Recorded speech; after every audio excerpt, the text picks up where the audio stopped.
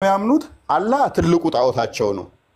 አላት መናት አሉዳ የሚባሉት ደግሞ ትልቁን ጣዖታቸውን የሚያማልዱ ትንንሾቹ ናቸው። ሙሐመድም ምን ብሎ ተነሱ ጋር አብሯቸው በመጀመሪያ ካዳቸው ነው አላህ ልጅ የለውም ብሎ ካዳቸው።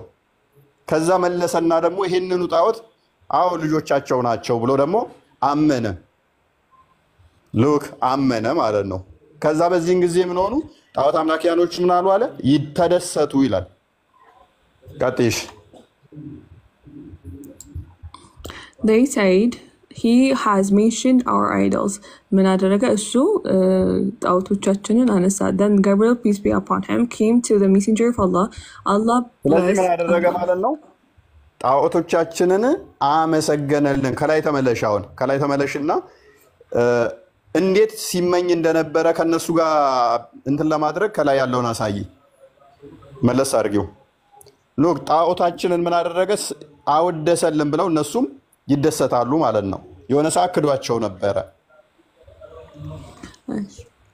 He creates and provides sustains, but these idols of ours will intercede for us with him. And now that Muhammad has associated with them, we are all with him. ከዛ ከነሱ ጋር አሶሺየት እንዳደረገና ምንድን ነበር ስሙ ላይክ እነዚህ ወደ ላይ ከፈንበል ሙሐመድ ሲመኝ እንደነበረ ከነሱ ጋር እንትን ለማድረግ ምናምን ነገር እነሱ አላህ የሚባለውን ጣዖታቸውን ትልቁን ምን አድርገው የሚያስቡት ዋናው ብለው የሚያስቡት ከስር ያሉትን ደግሞ ልጆቹ ናቸው ብለው ነው የሚያስቡት። ከነሱ ጋር ልጅ የላቸውም ሲላቸው ጠብነት ውስጥ ገቡ ማለት ነው። ከዛ መለሰና ደግሞ ልጅ አላቸው ብሎ እንትን ይላል ምኞት ውስጥ ይመኛል። ከዛ በኋላ ይስማማቸዋል ማለት ነው። እፎ ያለ እኔ ነኝ ያሉት እሱ ነው የተቋረጠው። የኔ ነው አለው ትሰማያለሽ? ኦፋይ አሃ እንዴት ነህ? ሰላም ነው። እንዴት ነህ? አላህ መልካም። ጥያቄያችንን ሜቢ ሰምተው ነበር። እኔ የምልህ ጥያቄያችንን ሰምተዋል? እኔ ስለ ክርስትና ትንሽ ለማወቅ ስለ ስላሴና በቃ ትናንሽ ነገሮችን ለማወቅ ነበር። እስኪ አስረዳኝ። እሱ እዚህኛው ላይ የምትለን አለ? እዚህ እንመጣበታለን፣ ችግር የለውም። አሁን የገባሁት ብቻ አስረዳኝና ችግር የለውም። በኋላ ላይ ቆይሽ፣ በኋላ ላይ አንዴ የእኛውን ጨርስ። አንዴን ጨርስና እስልምናውን በኋላ እሺ። ጥያቄ ካለ በኋላ ላይ እኔ ጥያቄ ኮረንም ስለ ስላሴና በቃ የተለያዩ ነገሮችን ብታስረዳኝ በጣም ደስ ይለኛል እኮ። ትንሽ እንትን በለንና አንዴ ቶፒኩን የእኛውን እንጨርስና እንትን እንላለን። እሺ ኦኬ። ስለዚህ ምንድነው እሱ ክፍል እያለን ያለው አላት መናትና አሉዛ የሚባሉት የሙሐመድ ልጆች ናቸው ብሎ አላህ እና አይሚን አብሯቸው መስገድና ተጣውታውያኖቹ ጋር አብሯቸው እንትን አለ። እነሱ ምንም ችግር የለባቸው። ችግራቸው ከሙሐመድ ጋር ምን ነበረ? ሶስቱን ነጠለባቸው። አንደኛውን ወሰደና አንደኛውን ጣዖት ወሰደና ሶስቱን ጣዖት ትንንሾቹን ሲክዳቸው ነበር ጠብ የከፈቱት። ተነሱ ጋር ከተስማማና ተከታይ ካገኘ በኋላ ደግሞ መልሶ አሁንም ይክዳቸዋል። አልወለደም እንደገና ይላቸዋል ማለት ነው። እቃቃ ጫወታ። አሁን በአርኪኦሎጂ የተቆፈሩትን ስታገኟቸው አንደኛው ትልቅ ጣዖት ይሆንና ከስሩ ትንንሽ የሶስት ህፃን የሚመስሉ ሐውልቶች ተገኝተዋል ማለት ነው። እነኛ ምንድነው አላት መናት አሉዛ የሚባሉት ማለት ነው። በጊዜው የነበሩ የሚያመልኩት ምልክታቸው ምንድነው? ጨረቃ የሆነ አሁን ጨረቃ እነሱ ያስቀመጡት ምን ከየት የመጣ ነው ጥያቄያችን። ከየት የመጣ ነው? አብዱል ምን ተብላችሁ የተማራችሁ ጨረቃን?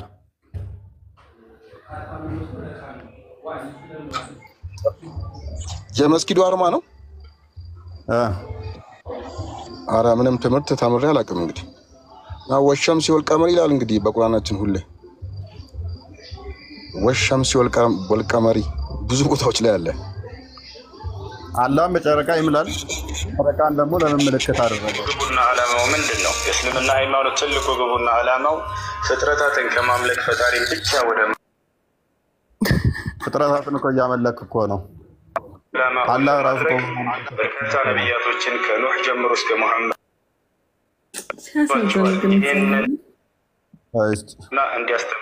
ቢያንስ ሰምተህ መተኛል ልታስረዳ ብሞክር አይሻልም እንዴ? እንደ ሬዲዮ እንትን ትከፍትብናለህ። አላህ ራሱ የቅሮሾች ፈጠራ ነው እኮ እያልንህ እኮ ነው። ሜቢ አልገባህም እንዴ? ካላገኘህን ፖይንታችንን አላህ የሚባለው ነገር የተወሰደው ጣዖት የሚያመልኩት አላህ ብለው ኢላህ ብለው የሚያመልኩት ጣዖት ነው እያልንህ ነው። ያንን ደግሞ ሶሊድ የሆነ ኤቪደንስ አምጡ ካላችሁን እናመጣለን። አሁን ጨረፍታ ነው የነገርናችሁ። ገና ቀላል ጥያቄ ነው የጠየቅናችሁ። የደውል ምልክት እንድትሆናችሁ ቀላል ጥያቄ። እሷ ምንድነው? ሁሌም መስጊዳችሁ ላይ የምታዩት ብዛት 10 መስጊድ ካለ አትሊስት 4ቱ 5ቱ ጨረቃ ምልክት አለበት። ያ ጨረቃ ለምንድን ነው የተደረገው? በሉና ጠይቁ። ጠይቁ እስኪ። ከጣዖታውያን የተወሰደ ነው። ኦኬ ጥያቄ አለኝ እዚህ ጋር ማለት አህለ ሱናዎች ራሱ አለሁኛ ይሰማል። ማነሽ? እኔ ነኝ ከጎን ጥያቄ አለኝ ሌላ ሰው። አሁንስ ተስተካከለ? እሺ ቀጥይ። አሁን የሱና ተከታዮች ራሱ መሐመድ ለጦርነት ሲወጣ ለምን ሲያረግ ምን ሲያረግ ይሄንን ምልክት ተጠቅሞት ነበር? የታይቶት ነው ይንገሩን። አይ ይንገሩን ብዬ ነው። መሐመድ ካልተጠቀመው ከየት አምጥተውት ነው ጨረቃና ከኮከብ ጋር የሚሰቅሉት ታዲያ?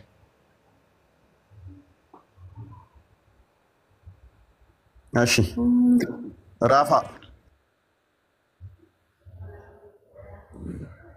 ራፋ ይሰማል?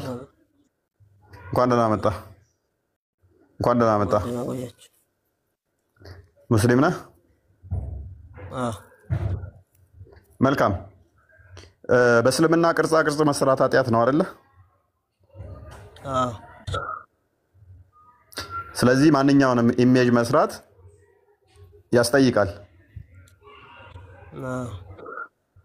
የጨረቃን ኢሜጅ ሰርታችሁ ቅርጽ ሰርታችሁ ለምንድን ነው መስጊድ ላይ የምትሰቅሉት ታዲያ? እምነቱ የሚከለክለው ስዕል ነው የሚሳለው፣ በእጅ የሚሰራው የለም። ጨረቃን ደግሞ ለወር አቆጣጠር ነው የምንጠቀመው። እኔ እንደተማርኩት ማለት ነው። ማን ነው ያለው? ወራትን ለመቁጠር ጨረቃን ስቀርጡት በእንትን ነው እንዴ? ኤግዛምፕል ደግሞ አሁን ረመዳን ሲመጣ እኛ በጨረቃ ነው። ጨረቃንም ዲዛይን ስታደርጉት በእግራችሁ አይደለም በእጃችሁ ነው ዲዛይን ታደርገው። ሶ ኤቭሪ እንትን ቅርጻ ቅርጽ ምስል በእጅ ነው የምትሰራው። አንዴ ልጨርስ። ቀጥል። ጨረቃ ኤግዛምፕል ደግሞ ከፈለክ የወር አቆጣጠር ነው። ረመዳን አሁን ሲመጣ እኛ ረመዳን የምንጾመው በጨረቃ ነው ማለት ነው። ወራትን እንቆጥር እኛ ነው የሚደግፈው። ለሌላ ነገር እምነት ለምናምን ለእነዚህ አይነት ነገሮች አንጠቀምም። ራፋ እሱ በጠቀስኩ ቁጥር እኮ እኛን ነው እየደገፍከን ያለው። አዎ ቆይ ይሄንን ሌሎችን ብጠቅስ ደስ ይለኛል ከጨረቃ ጋር የተያያዙ፣ ምክንያቱም ለእኔ ይረዳኛል። ጾማችሁ የተያያዘው ከጨረቃ ጋር፣ ጾም ይገባላችሁ ጨረቃ ሲገባ፣ ጾማችሁ የሚወጣ ቆይ ጨረቃ ሲገባ ሲወጣ። ስለዚህ እያንዳንዱ ነገሮች የተያያዙ ከጨረቃ ጋር የሆነው ጣዖታውያኖቹ አስቀድመው የሚያደርጉትን ጨረቃን የማምለክና እኛ ወራት ብቻ ነው የምንቆጥርበት እንጂ አናመልክበትም። እኛ ወረቃይ አዳም አንዴ ልንገር፣ እኔ እናንተን ምናምን መደገፍ ሳይሆን ሪያሊቲውን እየነገርኩ ያለሁት። አንዴ አዳምጠኝ። ይህንን ተሞክሮ ከየት ወሰድከው? እሺ ይህን ተሞክሮ ጨረቃን አይታችሁ እንደዚህ ያደርጉ፣ ጨረቃን መስጊድ ላይ ስቀሉ የሚለውን አስተምሮ ከየት ነው ያመጣችሁት? ከጣዖታውያን ነው ወይንስ አይደለም? እኔ ካየሁት አሁን በትምህርት ሌቨል ሳይሆን እኔ አሁን ካየሁት ነገር ነው እየነገርኩ ያለው። ጨረቃን እኛ በወር ነው የምንጠቀመው በቲዮሪ ደረጃ በትምህርት ቤት ተምሬያለሁ፣ እዚህ ቁርአን ቤት ማለት ነው። ሲቀጥል ደግሞ ረመዳንን በሷ ነው እኛ ለምን ወሮቹን በሱ ስለምንቆጥር ማለት ነው። ጾምን የምንይዘው በሷ ነው። ምክንያቱም እሷ በአላህ ትእዛዝ ነው የምትራመደው። ፀሐይ የሚወጣው በአላህ ትእዛዝ ነው፣ የሚገባውም በአላህ ትእዛዝ። ራፋ ስለዚህ ጨረቃን እኛ የምንጠቀመው ለወራት ራፋ ፕሊስ ነው። አዳምጣ በዚህ ራፋ አዳምጣ አንተኛ ሙስሊሞች ምንም ማንንም አናመልክ አላህ እንጂ አዳምጣ ያ አላህ የምታመልከው ከጣዖታውያን የተወሰደ ጣዖት ነው እያልኩ እኮ ነው። እያንዳንዱ በእስልምና ውስጥ የሚካሄዱ ነገሮች ከጣዖታውያን የተወሰዱ ልምምዶች ናቸው። አላህ የሚባለውም በጣዖታውያን የሚመለክ ታላቁ ጣዖት ነበር። በምልክት ደረጃ ምን አድርገው ይጠቀሙ ነበር? ጨረቃ ማዕከሉ ኮከብ አድርገው ይጠቀሙ። ሜቢ ስታችሁን አሳየው አንዴ። እውነት ማዕከሉ ላይ ምን አድርገው ይጠቀሙ ነበረ? ኮከብ አድርገው ጨረቃ አድርገው ይጠቀሙት ነበር። ይህንን ምልክት ሳጨምሩ ሳቀንሱ ኮፒ አድርጋችሁ ወስዳችሁታል። ከማ ከጣዖታውያን ጣዖታውያን ይህንን ምልክት የሚጠቀሙት ምንድነው? አላህ ደሙን ጋድ ብለው ስለሚያምኑ ነው። ማሜም በጊዜው ደሙን ጋድን ወሰደ። ጨረቃዋን ጨመራችሁ፣ ኮከቧንም መሀል አደረጋችኋት። ሁለቱ እጆቹን አያችኋል። ባለጅ ነው ነው መስጊዱን አሳያቸው። ከዛ እንትኖቹን አሳያቸው። ኮከብ ያላቸው አሉ። ሌሎች ቀድሞ የተገኙ አሉ። መካለ ነው። ይሄኛው ድሮ በድንጋይ ላይ የተገኘው። ይሄ መካ ላይ ትልቁ ቢልዲንግ ላይ አይደለ ሰዓት ያለበት ያ ከመስጊዱ ፊት ለፊት ያለው ፎቅ ላይ ሰቀሉት ነው። ይሄ ደግሞ ያን ይጠቀሙበት ነበር የነበረው ነው። ቆይ የቀድሙን ደግሞ ለውጣ መስጊዱ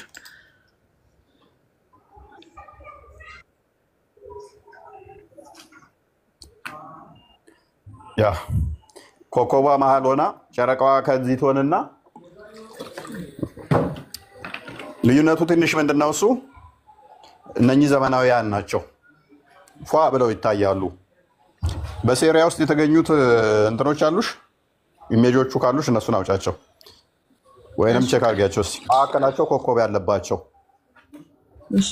አንዴ ቀስት እያንዳንዱ ልክ ማዕከላቸው ላይ ምን አለ?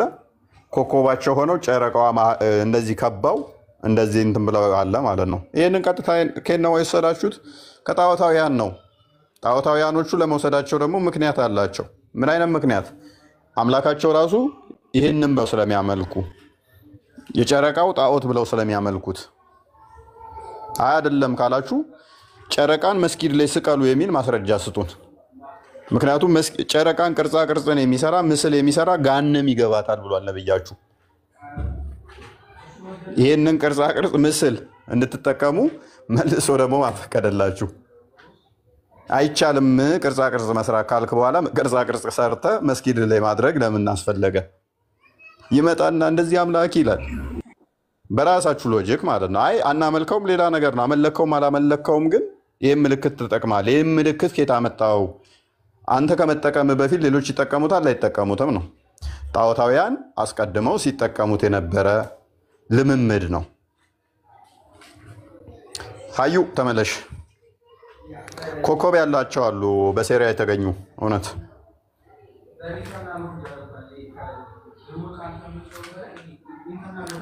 ሀዩ ላፍ አቤት ሰላም ደህና አልሐምዱሊላህ። በመጀመሪያ ደረጃ ነብዩ እኮ አላዘዙም እኮ ጨረቃ አድርጉ ብለው አላዘዙም። ለመለየት እንደ ምልክት ተጠቅመውታል እንጂ እኛ ምንም ከእምነታችን ጋር የሚያያይዝ ነገር የለውም።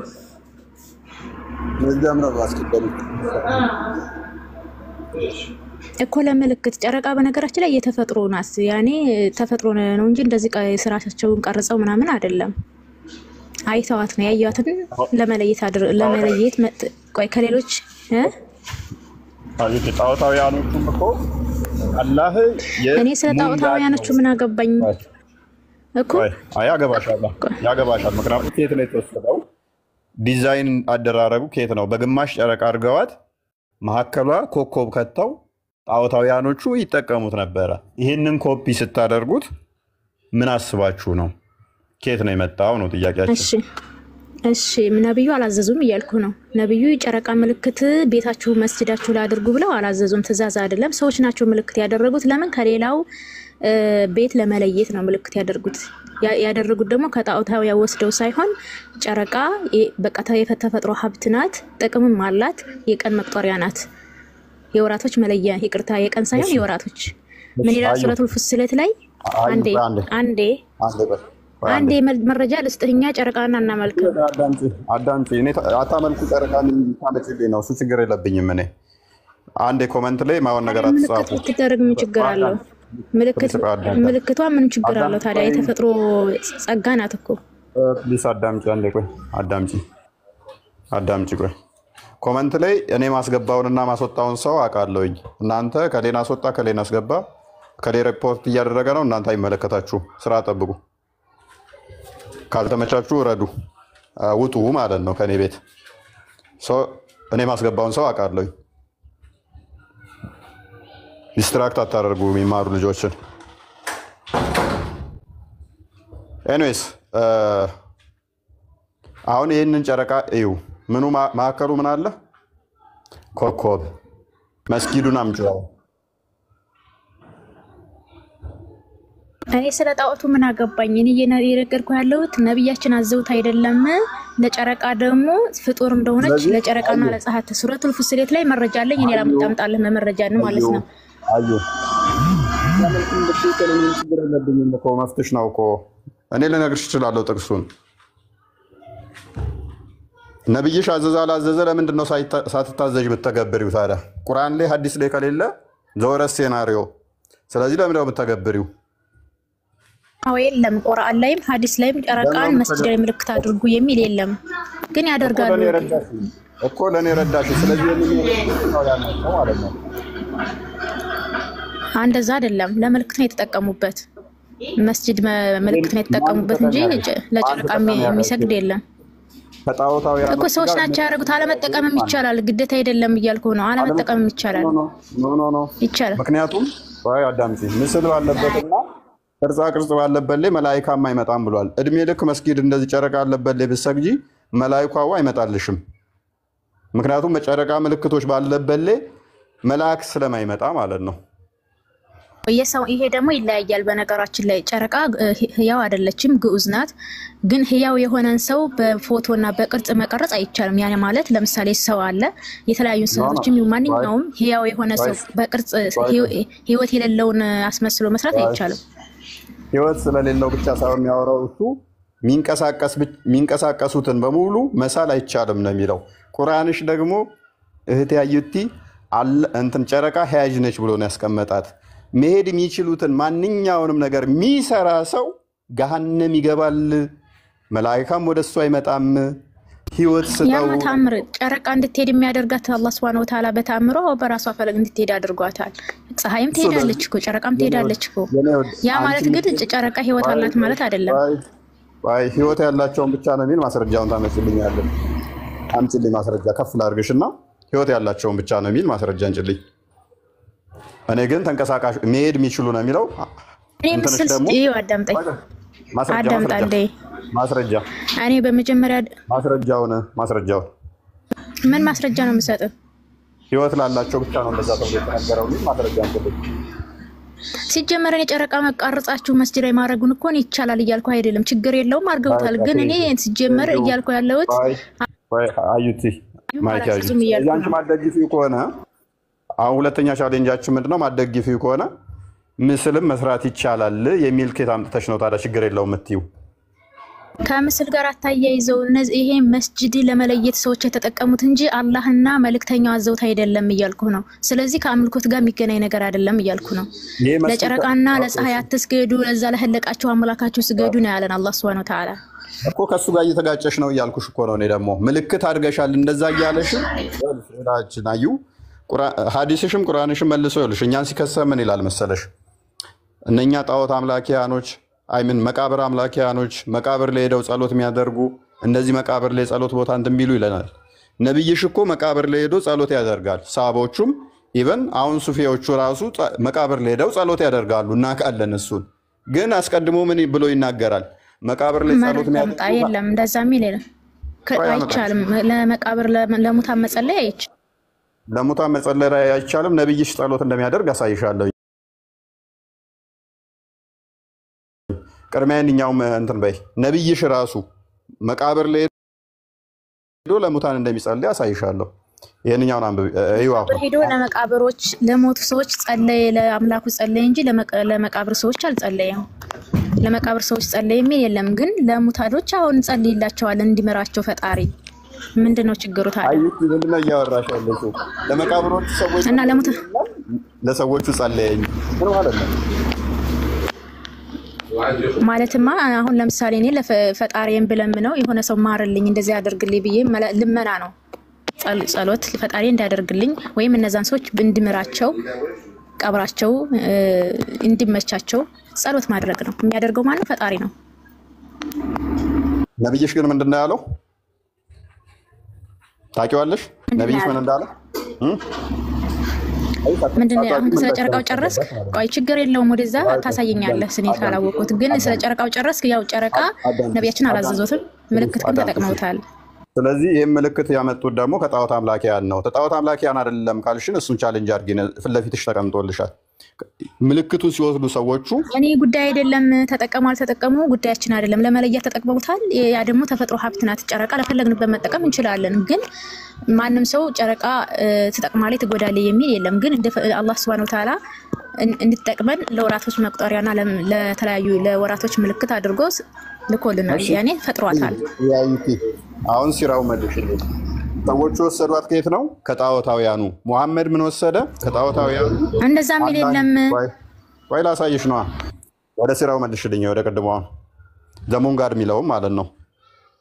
አላህ ሙሐመድ ምን ወሰደ? የጨረቃው አምላክ ብለው ጣዖታውያን የሚያመልኩትን ወሰደ። ሰዎች ነብዩ ሙሐመድን እዛ ታስገባ አፎይ ይቅርታ ማለት ነው። ነብዩ ሙሐመድ አላዘዙም። አንብቢ እሺ።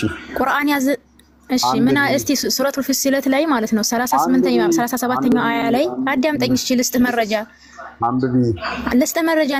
አንብቢ እኔ ምን እያወራሁኝ ነው አውቀዋለሁ መጠቅሹን ጥቅስ ይሄንን አንብቢ ስለ ኢላህ አላቅም ምን ኢላህ ምንድነው ኢላህ ማለት እኮ አምላክ ሁሉም ሰው የሚያመልከውን ድንጋይ የሚሆን ምን የሚሆን ኢላህ ሊል ይችላል ግን አላህ የሚል አታመጣም ከየትም አላህ የሚለውን አምጣ አንብቢ እንዴ እኔ አረብ ሀገር እኮ ጻወት የሚያመልኩ የሉም እያልኩ አይደለም ብዙ ጣዖታውያን አሉ ግን አላህ የሚለውን አልነበረም አንብቢው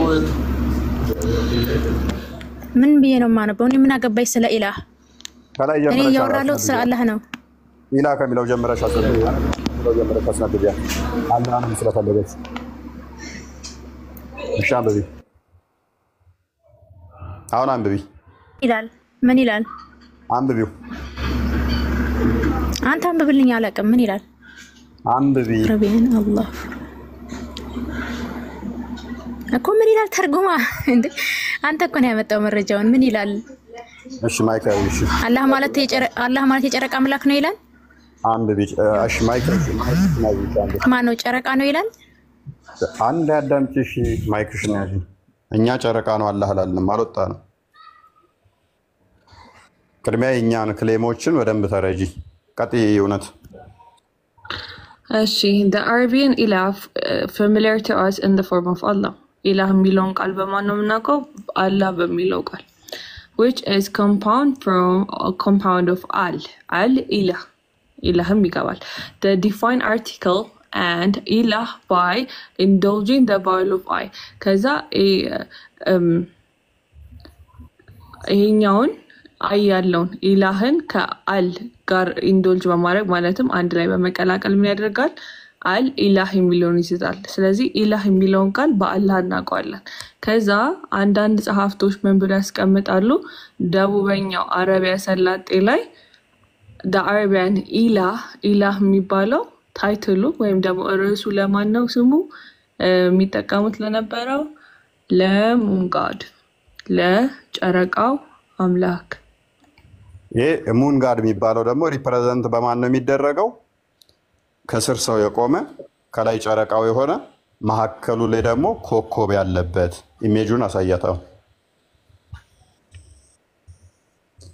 እነኚህ ደግሞ ለኔም ደቂቃ አስጠኝና አላስረዳሽ ስለዚህ ይሄንን ኮፒ ያደረጉ ሰዎች ይሄንን ኮፒ ያደረጉ መልስ አይሆንም እህታችን ምን አገባኝ መልስ አይሆንም ቆይ ኢላህ ማለት እኔ አምላክ አይደለም የሚለውን እኮ እንትን አላልኩም።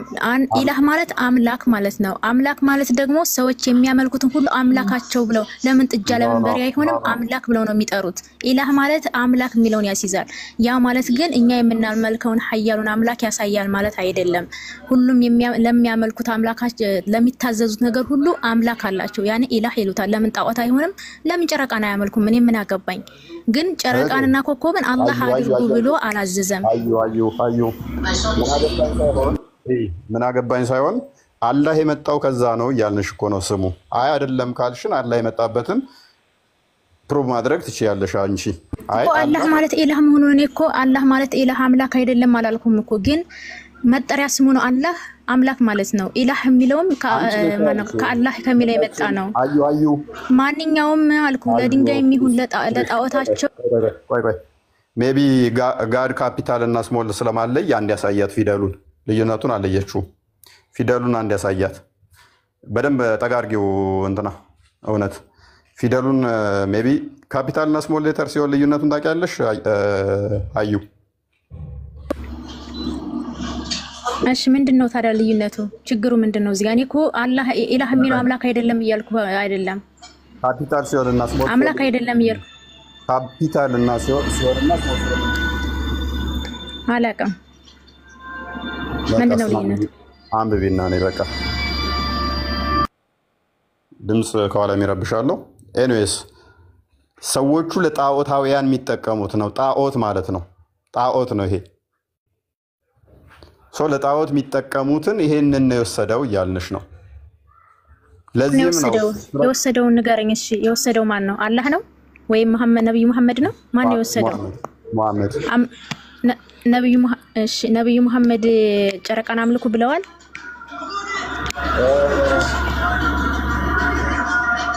እንደና ምን ይባባው አንዴ ተዋራም ይረብሻል። ትንሽ ድምጽ አለ ወይንም ድምጹን ቀንሹ።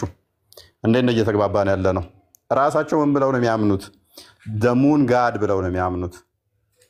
ኢላ ማለት ሙን ነው ማለት ብለው አይደለም የሚያምኑት። ደሙን ጋድ ብለው ያንን ጣዖት ማለት ነው። ስሙም በዚህ ይወከላል። ምልክቱም አናቱ ላይ ጨረቃ ያለ መሐከሉ ኮከብ ያለ ብለው ያምናሉ። ደሙን ጋድ ብለው ነው የሚያምኑት። ሪፕሬዘንት የተደረገው በሙን ነው። ምክንያቱም በረሃው ላይ ስለነበሩ በጣም ሞቃት ስለሆነ በመካ አካባቢ ላይ በጣም ተወዳጁና እንትኑ ጨረቃ ነበረች። በሌሎች ፓርቶች ላይ ደግሞ ፀሐይ ነበረች። ነገር ግን ሙሐመድ ከጣዖታውያን ሲወስድ ምኑን ወሰደ? ኢላ ሚለው ወሰደው። የጣዖቱን ወሰደ ዋናውን። ከስር ያሉት ትንንሾቹን ደግሞ አራ እፎይ ጣዖት ወሰደ የሚል የለም እንዴ? ትንንሾቹ ወሰዳቸው። እነሱ ምን ብለው የሚያምኑት? ይሄን ትልቁ ጣዖት ዋና ነው፣ ከስር ያሉት ደግሞ ልጆቹ ናቸው ብለው ነው የሚያምኑት። ይሄንን ሱረቱ ሐጅ ላይ 52ኛውን አያ ቀደምም ተፍሲሩ ተከፍቶ አይተነዋል። ተፍሲራቶቹን ሄደሽ አንብቢያቸው። በተለይም ጠበሪ በደንብ አድርጎ ያብራራዋል። አንተ ብቻ ማውራት ነው የምትፈልገው፣ በቃ መልስ አትፈልግም። ብቻ ነው የምታወራው። እሺ ለኔ ደቂቃ ስጠኝና ላውራ። አላቅም አልሽ እኮ ከየት እንደመጣ አላቅም አልሽ። እኔ ስለ ጣዖት አሁንስ ምን አገባኝ? አላቅም፣ ግን ስለ አምላኬ አውቃለሁኝ። መልካም እሺ፣ ካወቅሽ ስለ አምላኬ ላስረድህ። ስለዚህ በቃ ደቂቃ ልስጥሽና እኔ ፍትሃዊ ስለሆንኩ ግን ምን ታደርጊያለሽ መሰለሽ? መረጃ ትከፍቺና አላህ የሚለው ስም ከዚህ ነው የመጣው የሚለውን አሳየን። መረጃ ክፈችና እኔ በመጀመሪያ እያልኩ ያለሁት ኢላህ የሚለው እኮ ለአምላክ አይውልም አላልኩም። አብያለሁ። አሁን እኔ የጨረቃም አምላክ ይሁን የድንጋይም አምላክ ይሁን አልጠየቅንሽም። ያ የሚጠቀሙት ጣዖትና እኔ ምን አገባኝ ስለነሱ? እኔ ምን አገባኝ? እኔ ላስረዳህ፣ ምን እንደማመልክ ላስረዳህ እኮ ልታስረጂኝ። መረጃ ነው ታሳይኝ። ከየት እንደመጣ ስሙ ከየት እንደተወሰደ አላህ እንዴት እንደተባለ አታድርገኝ። ማስረጃ እኔ መረጃ ልስጥህ። አላህ የሚለው ሰማይና ምድርን የፈጠረ እንደሆነ ከቁርአን ሰጣለሁኝ። ከዛ ተረተረት ነው እሱ ተረተረት ነው። እነኛም እኮ ሁሉም ፈጣሪ ነው ብለው ይላሉ። ተረተረት ከሆነ መረጃ ትፈልግማ እኮ ነው። ሰማይና ምድርን የፈጠረ ነው የማመልከው እንጂ ጨረቃና ኮከብን የፈጠረ ነው። በቃ መልስ ስለማትፈልግ ምን ታደርጋለህ? ኖ መልስ አለመፈለግ ሳይሆን እኮ መልስ ስለማትፈልግ ነው። እኔ ጨረቃና ፀሐይን ያፈጠረውን አምላክ እንደማመልክ ላሳይህ ከቁርአን። አይ ተረት ነው ካልክ ከሰሮኝሽ ጣዖት አምላኪያኖቹም እኮ አሳየንሽ እኮ ሰማይና ምድርን የፈጠረ ነው ብለው ያምናሉ። እንደዛ እነሱም እኮ ያንን ጣዖትን ሲያመልኩ እኮ ፈጣሪያችን ነው ብለው ነው ጣዖቱ የሚያመልኩት። እሱ ማስረጃ ሊሆን አይችልም። ጥጃ የሚያመልከውም እኮ ፈጣሪ ነው ብሎ ነው እያመለከ ያለው። ፈጥሮኛል እያለ ነው። ፈጣሪ ካለው ፈጥሮኛል እያለ ነው። ባይ ዲፎልት የሆነን ነገር ፈጣሪ ነው ካለ ፈጥሮኛል እያለው ነው። አይ ፈጣሪ ነው ብለን ነው የምናምለክ። ይሄ መልስ እኮ አይደለም። ኬት መጣ ማስረጃ ነው። ስሙ ኬት መጣ? እንዴት ስሙ አላህ ተባለ? እሱ ማስረጃ ማምጣት ይቻላል። አይ ቁርአን ላይ ፈጣሪ ነው ተብሏልና እኔ ማመልከው እሱን ነው። ሌሎችም እኮ እንደዛው ነው የሚያመልኩት። የሆነን አካል ፈጣሪ ነው ብለዋል፣ የፈጠረን እሱ ነው ብለዋል። መልስ አይሆንም። ኬት መጣ ምንድን ነው? ያንን ነገር ግን ማስረጃ ማቅረብ ይኖርብሻል።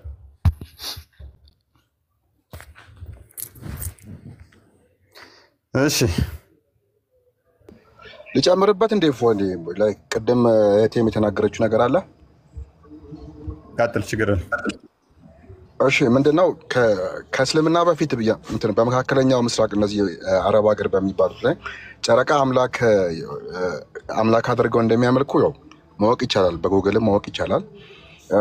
ኢቨን ግብፅ አካባቢ፣ ፐርሺያ፣ ሳውዲ አረቢያን ጨምሮ ማለት ነው ጨረቃን እንደ አምላክ ያመልኩ እንደነበረ ያው ጎግል ላይም በድጋሚ እሱን ነገር ማረጋገጥ ይችላሉ። ይህ አልኢላህ የሚለውን ስያሜ የጨረቃው አምላክ አልኢላህ ይሉት ነበር። ይህ አልኢላህ የሚለው ስያሜ ጌታ ከሚል ስያሜ የተጀመረ ነው። በነገራችን ላይ ብዙ ጊዜ አላህ የሚለውን ከኤሎሄ የተወሰደ ነው ስለሚሉ ማለት ነው። የጨረቃ አምላክን ደግሞ የጌቶቹ ጌታ እንደሆነ አድርገው ነው የሚያስቡት። የጌቶቹ ጌታ የሌሎች ጣዖቶች ማለት ነው። በተለይ በመካ አካባቢ በካባ ዙሪያ እስከ 300 ጣዖቶች ነበሩ ይባላል። እንግዲህ ለጨረቃው አምላክ እንደ አማራጭነት ይጠቀሙት ነበር። ለዚህ ለጨረቃው ለዋናው አምላክ ማለት ነው። ከነዚህ አምላክ እንደ አማራጭነት ከሚጠቀሙት ውስጥ አንዱ አምላክ ሁበል ነበር የሚባለው። አይ ቲንክ ሁበል ይባላል። ይህ አምላክ ህይወትን የሚሰጥ ሞትን የሚያመጣ እንዲሁም ዘር የሚሰጥ አድርገው ነው የሚቆጥሩት። ሞትን የሚያመጣ እንዲሁም ዘር ማለት ነው፣ ልጅ ለመተካት። አሁንም ቢሆን ያው ጽንሱ ምንድነው ሀጀራል አውሰድ ነው የሚባለው። እሱን የሚነካኩበትም ነገር አለ ሄደው የሚሰሙት ማለት ነው። እና የጨረቃውን አምላክ ደግሞ የጣዖቶች ሁሉ የበላይ አድርገው ስለሚቆጥሩት ይህ አምላክ ስለ ዳግም ልደት፣ ስለ ወደፊት እጣ ፈንታ፣ ስለ ንግድ ስኬት የሚወስን አድርገው ያምናሉ። የሆነ በጦር የሚወጋም ነገር አለ መሰለኝ እዛ።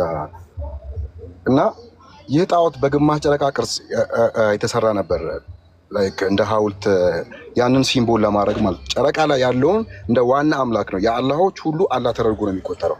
እና መሬት ላይ ደግሞ ሁበልን ላይክ የሱን ምስል አድርገው ነው የሰሩት ማለት ነው። በምንድነው ስሙ በቅጥ የሰሩት። እና ነብያችንም ወደ መካ ከተሰደዱ በኋላ በጨረቃ አምላክነት የጨረቃውን አምላክ ምንድነው ላይክ አምላኩን እንደ ባል ፀሐይን ደግሞ እንደሚጠቀሙበት ነበር። በዚህ ምክንያት ያው ሉናር መንዝ የሚባለውም ከዚህ ጋር ህይወትና ሞት ላይክ እንደሚያመጣ ተደርጎ ነበር የሚታሰበው። ይህንንም ወሩንም ቀይረው የፀሐይ ወር የነበረውን ወደ ጨረቃ ወር አድርገውታል። ይህ የጨረቃ አምላክ መሬት ያለው ምንድነው ሁበል የሚባለው ማለት ነው። ጨረቃ ላይ ያለው ደግሞ ሲን ነው የሚባለው። በነገራችን ላይ ሲን ይባላል። ሚስቱ ፀሐይ ትባላለች። 3 ልጆችም አሉት። የአላሆች አላህ በመባል የሚታወቀው ማለት ወይም ደግሞ የጌቶቹ ጌታ በመባል ነው በማለት ነው የሚጠሩት። አላህ ምናልባት የምታውቁ ከሆነ እነሱ አላህ ዘ ግሬተስት ይሉ ነበር። ነብያችን ደግሞ ቀይረው አላህ ኢዝ ግሬት አደረጉት። አላህ ትልቅ ነው። እነሱ መጀመሪያ የሚሉት የጨረቃውን አምላክ የአላሆች ሁሉ አላህ ትልቁ ማለት ነው፣ ወይም ደግሞ የጌቶቹ ጌታ በማለት ነበር እንትን የሚሉት። በነገራችን ላይ ከነቢያችን መገለጥ በኋላ ቁርአን ከወረደ በኋላ ማለት ነው እነዚያ 3 ልጆችን እንደ ስላሴ አስገብቶታል። ጅብሪል ነበር እየመጣ የሚነግራቸው። ሴጣን ግን ልክ እንደ ጅብሪል ሆኖ መጥቶ እነዚያ 3 ልጆቻቸውን እንደ ስላሴ እንዲያስገቡ ቁርአን ውስጥ እንዲያስገቡ ነግሯቸው አስገብቶታል። የአላት ምናምን የሚባለው ማለት ነው። ከዛ በኋላ አላህም ተቆጥቶ ይሄ ነገር ልክ አይደለም በሚል ሱራ ወረደ። አይ ቲንክ ሱራውን ታውቁት ይሆናል አለ ሱራው ሱረቱ ምንድነው?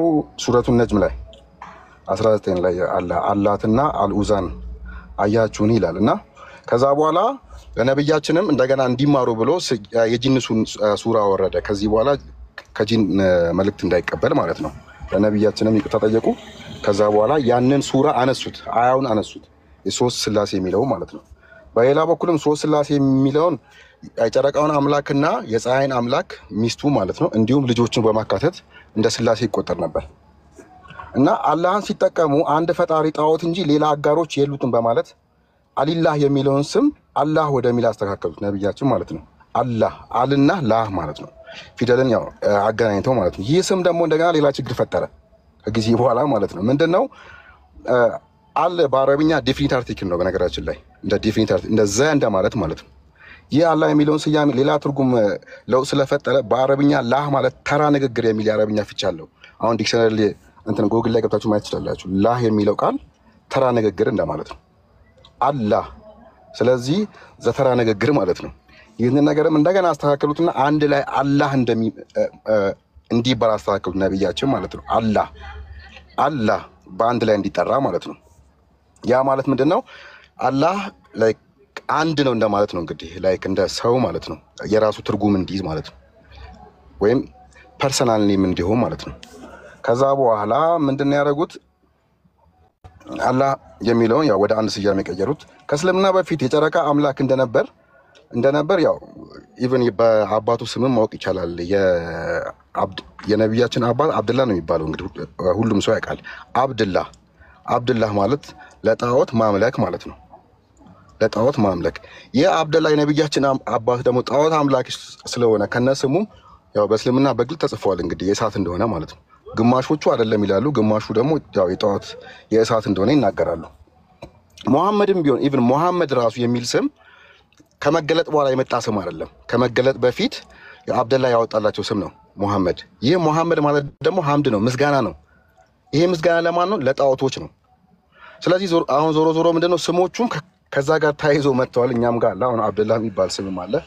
ኢቭን አሁን አብዱል ፈታህ የሚባለውን ስምም ያው ከዛ ጋር ታይዞ የመጣ ነው እና ጨረቃውንም እዚህ ውስጥ ማካተታቸው እነዚያ ፓጋኖችን እዚህ ውስጥ ለማካተት ነው። እንዲያምኑ ነው፣ እንዲቀበሉ ነው። ቁርአንን እንዲቀበሉ ለማድረግ ተብሎ ነው የገባው። ቁርአን ላይ ግን አሁን በእስልምና በሐዲስ ጨረቃ ለምን እንደገባ በግልጽ የሚናገር የለም። የትኛውም ሙስሊም መጥቶ አያስረዳችሁ። ስለዚህ ዞሮ አላህ የሚለው ቃል እምነቱም ቢሆን ከፓጋን የተወሰደ ነው። ከጣዖት አምላኪዎች ማለት ነው። እነሱን ለመሳብ ነበር የተጀመረ። ያው በዓለም እንዲስፋፋ ተደረገ። አሁን ያው በዓለም ተቀባይነት አግኝቶ ነው ያለው። ምናልባት ግልጽ ከሆነ ሀሳቢ የነብይን አፍቆትና ፍቅር እስካሁን አልፈጠረም እንደ ነብያችን እያልክ ነው? አዎ አይለቀም እኮ ምንድነው? ትንሽ ጠበል ነው ምናምን ያስፈልገኛል። መጠመቅ ነው ወይም ጠበል ያስፈልገኛል።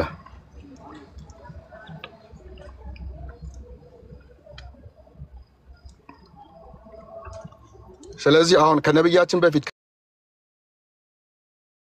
ከሚል ጋር አገናኝተው ያወራሉ። ኤሎሄ ማለት ደግሞ ፕሮፐር ኔም ነው። ኤሎሄ የሚለው ቃል ፕሮፐር ኔም ነው። ያ ፕሮፐር ኔም ግን ጌታ ለሚለው ነገር ነበር ሲጠቀሙበት ነበር። እሰማለሁ አላችሁ ትሰማላችሁ። በነገራችን ላይ አሁንም ኢላህ የሚለውን ቃል በዲክሽነሪ ገብታችሁ ብትፈልጉት በአረብኛ ጽፋችሁ ብትፈልጉት ጣዖት ማለት ነው። ላኢላሃ ኢለላህ ደግሞ ማለት ምን ማለት ነው? ላ የለም፣ ኢላህ ጣዖት፣ ኢለላህ ከአላህ በስተቀር የለም፣ ጣዖት ከአላህ በስተቀር ማለት ነው። ስያሜው ትርጉሙ ላይ ሲነበብ ማለት ነው። አብዱል ፈታህ አለው ይቆራረጣል እንዴ? አይ አሁን ይሰማል። የኔ ነው እንትን እያለኝ ሜቢ እና ምንድነው አለ አንዴ አብዱል ፈታህ ሜቢ ኮፒ ሊንክ ካስለቀቀው እንትን በሉት እያስወጣ እንትን እያለኝ ነው። ለምን እንደሆነ አላውቅም። የተወሰነ ትንሽ ከቆየውኝ አካውንት ያስቸግረኛል። ኤኒዌይስ ኢላ የሚለውን ራሱ እኮ ስላልተረዱት ነው። ጣዖት ነው እያል ምን ቸገረን ታዲያ ምን አገባን ወደሚል እንትን መጡ። ኢላ የሚለው ራሱ ጣዖትን ምን የሚያመለክት መሰለህ፣ ነው። እኔ አንድ ነገር ልናገር፣ ጣዖትም አንድ ነገር ልጨምር። ምንድነው መሰለህ፣ አንድ ነገር ላይክ የሆነ ሰውም ሲያስተምር የሚያጋጭ ነገር ታርቃለህ። ሰዎች የሆነ ኮንፊውዥን ውስጥ እንዳይገቡ ያንን ስም ታርቃለህ እንጂ እንዴት ታገናኘዋለህ? አሁን ካባን የአምልኮ ቦታ የእስልምና አንዱ መሰረት ማድረግ በራሱ ማጋጨት ነው። እኛን ኮንፊውዝ ማስገባት ነው። ጨረቃን ደግሞ እንደገና ጣዖት የነበረን ጨረቃ አምጥቶ እስልምና ውስጥ ማስገባት የሆነ ችግር አለ ማለት ነው። ያልተነገረን ሚስጥር አለ ማለት ነው። ያ ባይዜ ጨረቃውን እናነሳ ነው። ቀጣይ እንሄድበታለን። ካባን ራቁታቸው የሚዞሩት ከጣዖታውያን የተወሰደ ነው። ራቁታቸው የሚዞሩት በኋላ ላይ ነው። እንደውም ማገልደም የጀመሩት ሱሪ አይለብሱም፣ ከስር ምንም እንትን ሳይለብሱ ራቁታቸው የሆነ ፎጣ ለብሰው የሚሄዱት በኋላ የተጀመረ ነው እንጂ በፊት እንደውም ራቁት ነበር። ከላይ አሁንም ትከሻቸውን ገልጠው ራቁት ነው የሚሄዱት። በጊዜው የነበሩ ጣዖታውያን የሚያደርጉት ነበረ፣ ኮፒ ያደረጉት። 7 ጊዜ ነበር የሚዞሩት ጣዖታውያኖች። 7 ጊዜ ዞር ጀመረ መሐመድም። ጣዖታውያኖቹ ድንጋይ ይወረውሩበት ነበር፣ እነሱም ድንጋይ መወርወር ጀመሩ። ጣዖታውያኖቹ ያንን እንትን በማድረጋቸው ኃጢአታችን ይሰረያል ብለው ያምኑ ነበረ። ሙሐመድ መጣና ድንጋዩ ኃጢአታችሁን ይሸከማል አለ። ሙስሊሞቹ ከግማሽ ሚሊዮን ያልተናነሰ ከፍለው አሁን ያንን ጥቁር ድንጋይ ይስማሉ፣ እንትን ይላሉ። በየአመቱ እነኛ ጣዖታውያኖቹ ያደርጉት ነበረ። የተሻለ ድንጋይ ሲያገኙ የበፊቱን ድንጋይ እየቀየሩ ይጠቀሙ ነበረ። ሙሐመድ ግን ከነሱ በተለየ ሁኔታ ምን አደረገ? አንዱን ጥቁር ድንጋይ መረጠና ሌሎቹን ድንጋዮች ሰባበረ። ይሄንኛው ብቻ ነው ከሰማይ የወረደው አለ። ልዩነቱ ይሄ ነው። ቅድም ምን ብሎ ነበረ አብዱል ፈተና? ለማቀራረብ የተጠቀመው ይመስለኛል፣ የተጠቀመው ነው አለ። አዎ ለማቀራረብ እንደተጠቀመው በምን እንረዳለን? ለምሳሌ ይህንን ሲዞሩ ራቁት መዞርን አቡበከር ጠይቆ ነበረ። አሁን እኮ ጣዖታውያኖቹን አሸንፈናቸዋል፣ የበላይም ሆነናል። ሰው ለምንድን ነው ራቁታችንን የምንዞረው? በፊት በእነሱ ስር ስለሆን እነሱ እንትን ስላሉን ነው የእነሱን እያመሳሰልን የነበረው ብሎ ይጠይቃል። እያንዳንዱ የሚተገብሩትን ወለ ጣዖታውያኖቹ ወደ እስልምና ሲመጡ እንዴ በፊት ጣዖት ሆነን የምናደርገውን አሁን መልሰን ለምን እናደርጋለን ብለው ሲጠይቁት ነው አላህ ፈቅዶታል ቀጥሉበት አላቸው። ልጆቹን አንስቶ ነበረ። ልጆቹን ከአላህ ጋር በጊዜው የነበሩት አብደላን በሉት ሌሎቹ መዛ የነበሩት ዋናቸው ጣዖት አላህ የሚባለውን ጣዖት ያመልካሉ። ከስሩ ደግሞ ሌሎች ድንጋዮች አድርገው ያመልካሉ። እነኛን ድንጋዮች ደግሞ ልጆች ብለው ያመልኳቸዋል። ቀመር ወይንም ጨረቃ የጨረቃ አምላክ አለ፣ ፀሐይ የፀሐዩ አምላክ አለች። የፀሐዩ አምላክ ሴት ነች፣ የጨረቃው አምላክ ደግሞ ወንድ ነው። ሁለቱ ተዋልደው ሁለቱ ተጋብተው ጨረቃውና ፀሐይ ተጋብተው ልጆች ወልደዋል ብለው ነው የሚያምኑት። አላት መናትና ሉዛ የሚባሉትን ሰው መሐመድ የሆነ ቀሌ አሰበና በፊት ልጆች የሉትም ብሎ ከካደና እነኚህን ወሰደባቸው። ስለዚህ ቅድም ልክ 7 ጊዜ መዞርን ከነሱ እንደወሰደ፣ ራቁት መሄድን ከነሱ እንደወሰደ፣ ድንጋይ መወርወርን ከነሱ እንደወደ፣ ከሳፋና መርዋ መሄድን ከነሱ እንደወሰደ ሁሉ አሁን እነኚህን ልጆች የላቸውም ሲል ተጣሉ። እንደገና ደግሞ እነሱ የሚቀርብበትንና እነሱ ወደሱ የሚያመጣበትን መንገድ ፈለገ። ስለዚህ እንደ ቀድሞ እንደነሱ ጋር ልስማማ አለና አሁንም ደግሞ ምን አደረገ? ልጆች አሏቸው አላት መናትና ሉዛ ያላ ልጆች ናቸው ብሎ ወሰደ ማለት ነው። ከወሰደ በኋላ መውሰድ ብቻ አይደለም ሰግዶ አሰገደ። ይሄንን በማድረጉ ወደ ኢትዮጵያ የመጡት እንትኖቹ ስደተኞቹ ራሱ ሰምተው ሙሐመድ ከጣዖታውያኖቹ ጋር ህብረት አደረገ ተስማምተዋል ሲባል ከኢትዮጵያ ያሉት ወደዛ ሄዱ ይላል። ይሄ እኛ መጽሐፍ ሳይሆን የራሳችሁ ሂስትሪ ላይ ያለ ነው። ሙሐመድና ጣዖታውያኖቹ ተስማምተዋል። ተዛ ጣዖታውያኖቹም እኛ እኮ ተስማሙ ዲል አደረጉ። በኋላ ደግሞ መለሰና ካዳቸው። ተሳስቼ ነው ጅብሪል መጥቶ ተሳስተሃል ብሎኛል አላህ ልጅ የለውም ብሎ እንደገና ካዳቸው። ኃይል ሲያገኝ ማለት ነው። ኦኬ ቀደም ያልኩትን ሰምተኛል። ስላሴ በሚል እኮ ሴጣን ነግሯቸዋል። ልክ እንደ ቁርአንን እንደ ጅብሪል ማለት ነው ነግሯቸው እኮ አስገብቶት ነበር። ያንን ሱራ ሰረዙት። አላህ የጂን ሱራ አወረደ። ያንንም ያወረደው ከዛ በኋላ ነው። ነብያችንም ይቅርታ ጠየቁ ለአላህ ማለት ነው። ምንም እሱን ድምጽ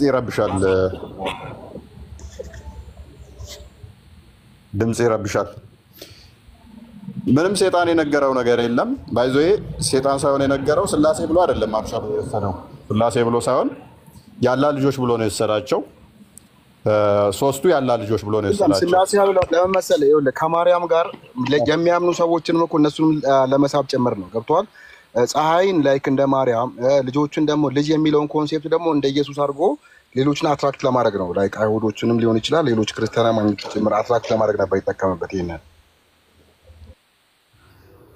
በባሌም በሞሌም ግን እንደዛ አድርጎ ታሪኩ እስከ ኢትዮጵያ ድረስ እንዲሰማ ሆኗል። መውሰዱ ማለት ነው። አሁን እኛ የሚለው ቃል ለምን ይመስላል? እፎይ እኛ አንተ የሚለው እኮ ከነዚህ ጋር የተያዘ ነው። ጨረቃ ፀሐይንና ልጆቹን ነው። እኛ አንተ እናንተ ምናምን የሚለው ያ ሱረቱ ነጂም 19ኛው አያ ላይ ያለላችሁ ከ18 ጀምሮ እስከ 22 አካባቢ እንደገናም ደግሞ ሱረቱ ሐጅ 22 52 ላይ ተፍሲራቶቹን በደንብ ያዋቸው። በተለይም እያንዳንዱ እንትን ስታዩ በደንብ ይሄንን ይገልጽላችኋል ማለት ነው። የወረዱበት ተመሳሳይ እንትን እንደሆኑ ሙሐመድ ከጣዖታውያኖቹ ጋር ከነሱ ጋር እንዴት ስምምነት እንዴት ከነሱ እንደወሰደባቸው እያንዳንዱን እንትን ያደርገዋል ማለት ነው። ኤኖስ አብዱ እንኳን ደህና መጣ። እንኳን ደህና ቆየኝ። ሰላም ነው? እግዚአብሔር ይመስገን። ስለማ አለሁልህ። መልካም። እኔ ለማንኛውም ምን እስልምና ላይ ጥያቄ የለብኝም። ጥያቄ ያለብኝ ክርስትናው ላይ ነው። አንተ እኔን ወደ ክርስትና ለመጥራት የምትፈልግ በዚህ እስልምና ጥያቄ ከሌለብህ ጥያቄያችን ማለት ነው። እናንተ ላይ ጥያቄ አለኝ። እናንተ ሃይማኖት ላይ አይ ጥያቄ ከሌለብህ እኮ ፉል ነህ ማለት ነው የማትፈልግም። ስለዚህ ምክንያቱም አንተ እኔን አሳምነህ ወደ ክርስትና ልጠራኝ ነው ወይስ ጥላቻ ለመዝራት ነው? አይ ለምን ጥላቻ እንድታሳውቀኝ ነው እንጂ ምን ጥያቄ አሁን ይሄ ሁሉ ነገር ማለት አንተ ሰዎች ወደ ኢየሱስ ወደ እግዚአብሔር ለመጥራት ነው አይደል? አብዱ ቆይ አንዴ ትመልስልናለህ። ከዛ በኋላ ጥያቄ ካለ ትጠይቀኛለህ። ችግር የለውም። ምንም ጥያቄ የለብኝም ካልክ ማለት ጥያቄ ምንም ከሌለብህ ስለዚህ እኛንም ልታስረዳን ይገባ። ከ2000 በላይ ሰው አለ። ሶ አትሊስት 500 ሰው ሙስሊም ነው እዚህ ውስጥ ያለው። ገባኝ። የቁርአንም እውቀትም የለኝም። አንደኛ ነገር ሲጀመር እውቀትም የለኝም ምን ማለት ነው? አሁን እኮ ምንም ጥያቄም የለኝም ማለት እኮ ምን አውቃለሁ አልኩ። እስልምና ላይ ጥያቄ የለኝም። የእናንተ ሃይማኖት ላይ ግን ጥያቄ አለኝ። አንተ አሳምነኛ፣ በአንተ ሃይማኖት አሳምነኝ። ስለዚህ ሳታውቀው ነው ጥያቄ የሌለህ መስኪን ነህ በጣም አንተ። ያንተ ሃይማኖት ላይ ጥያቄ አለኝ። ምን አለ ወንድማችን? ቁርአን ምንም አላውቅም አለ፣ ግን ምንም ጥያቄ የለኝም እስልምና ላይ። ሶ ብላይንድሊ ፎሎ ነው የሚያደርገው ማለት ነው እስልምና። ምንም ያውቀው ነገር የለም እስልምና ላይ ቁርአንን፣ ነገር ደግሞ ምንም ጥያቄ የለውም እስልምና ላይ። ሶ እየተከተለ ያለው ምንድነው? ክርስትና ላይ አይምሮን በጥያቄ ሞልቶ እስልምና ትክክል ነው ብሎ የሚከተለው። ቢያንስ ጨረቃን ጠይቀው እስኪ። ጨረቃን ለምን ጨረቃ መስጊድ ላይ ለምን እንደገባ ጠይቀው እስኪ። መልስ ካለው ማለት ነው እስልምና ላይ መልስ ካለው ጥያቄ ጠይቄ ለምን ቅር ይልሃል? እስቲ መልስልን። ጨረቃ ለምን ነው መስጊድ ላይ የተጠቀማችሁት? ጨረቃ ማዕከሉ ርዕስ ሽፍት ማድረጊያ እንደሆነች ስለምናውቃት ቶፒክ ሽፍት ማድረጊያ ስለሆነች አንደኛ አንድ ነገር ልንገርህ ማለት ንጽጽርን ለመስራት አንተ በጣም ቁርአንን በጣም ማንበብ አለብህ። በጣም ይቀርሃል። ንጽጽር ለመስራት ይቀርሃል። አንተ እንኳን እነ ሁሴን ጋር ለመድረስ እነ ወሂድ ጋር ለመድረስ ያላነበብክ ሰውዬ እኔን አሁን ጀይ ስታደርግ ማለት ነብይህ እኮ ሱራ 10:94 ላይ ክርስቲያኖችን ጠይቅ ነው የተባለው። ነብይህ ራሱ ሱራ 16:43-44 እኛን እንጠይቅ ነው የታዘዝከው አንተ ራስህ። አንተ ምን አውቀህ ነው እኔን ጀጅ የምታደርገው? 19:13 ላይ ቡሃሪ ላይ አንተም ነብይህም ተከታዮችም ሁላችንም አናቅም ብሏል። መሀይም ነን ብሏል። በቀራ ላይ 79 ላይ ኢብን ከሲር የመሀይም ምሳሌ ነብያችን ነው እሱን ነው የምንከተለው ብሏል። ሶ አትሊስት እኔ መሀይማን ተከታይ ስላልሆንኩኝ አታውቅም የሚለው እኔን አይመጥነኝም ማለት ነው። ከስሩን በማውቀው ልክ አወራለሁኝ። ማንም ፐርፌክት ባይኖርም ማለት ነው። ግን ከነብዬ እሻላለሁ አትሊስት።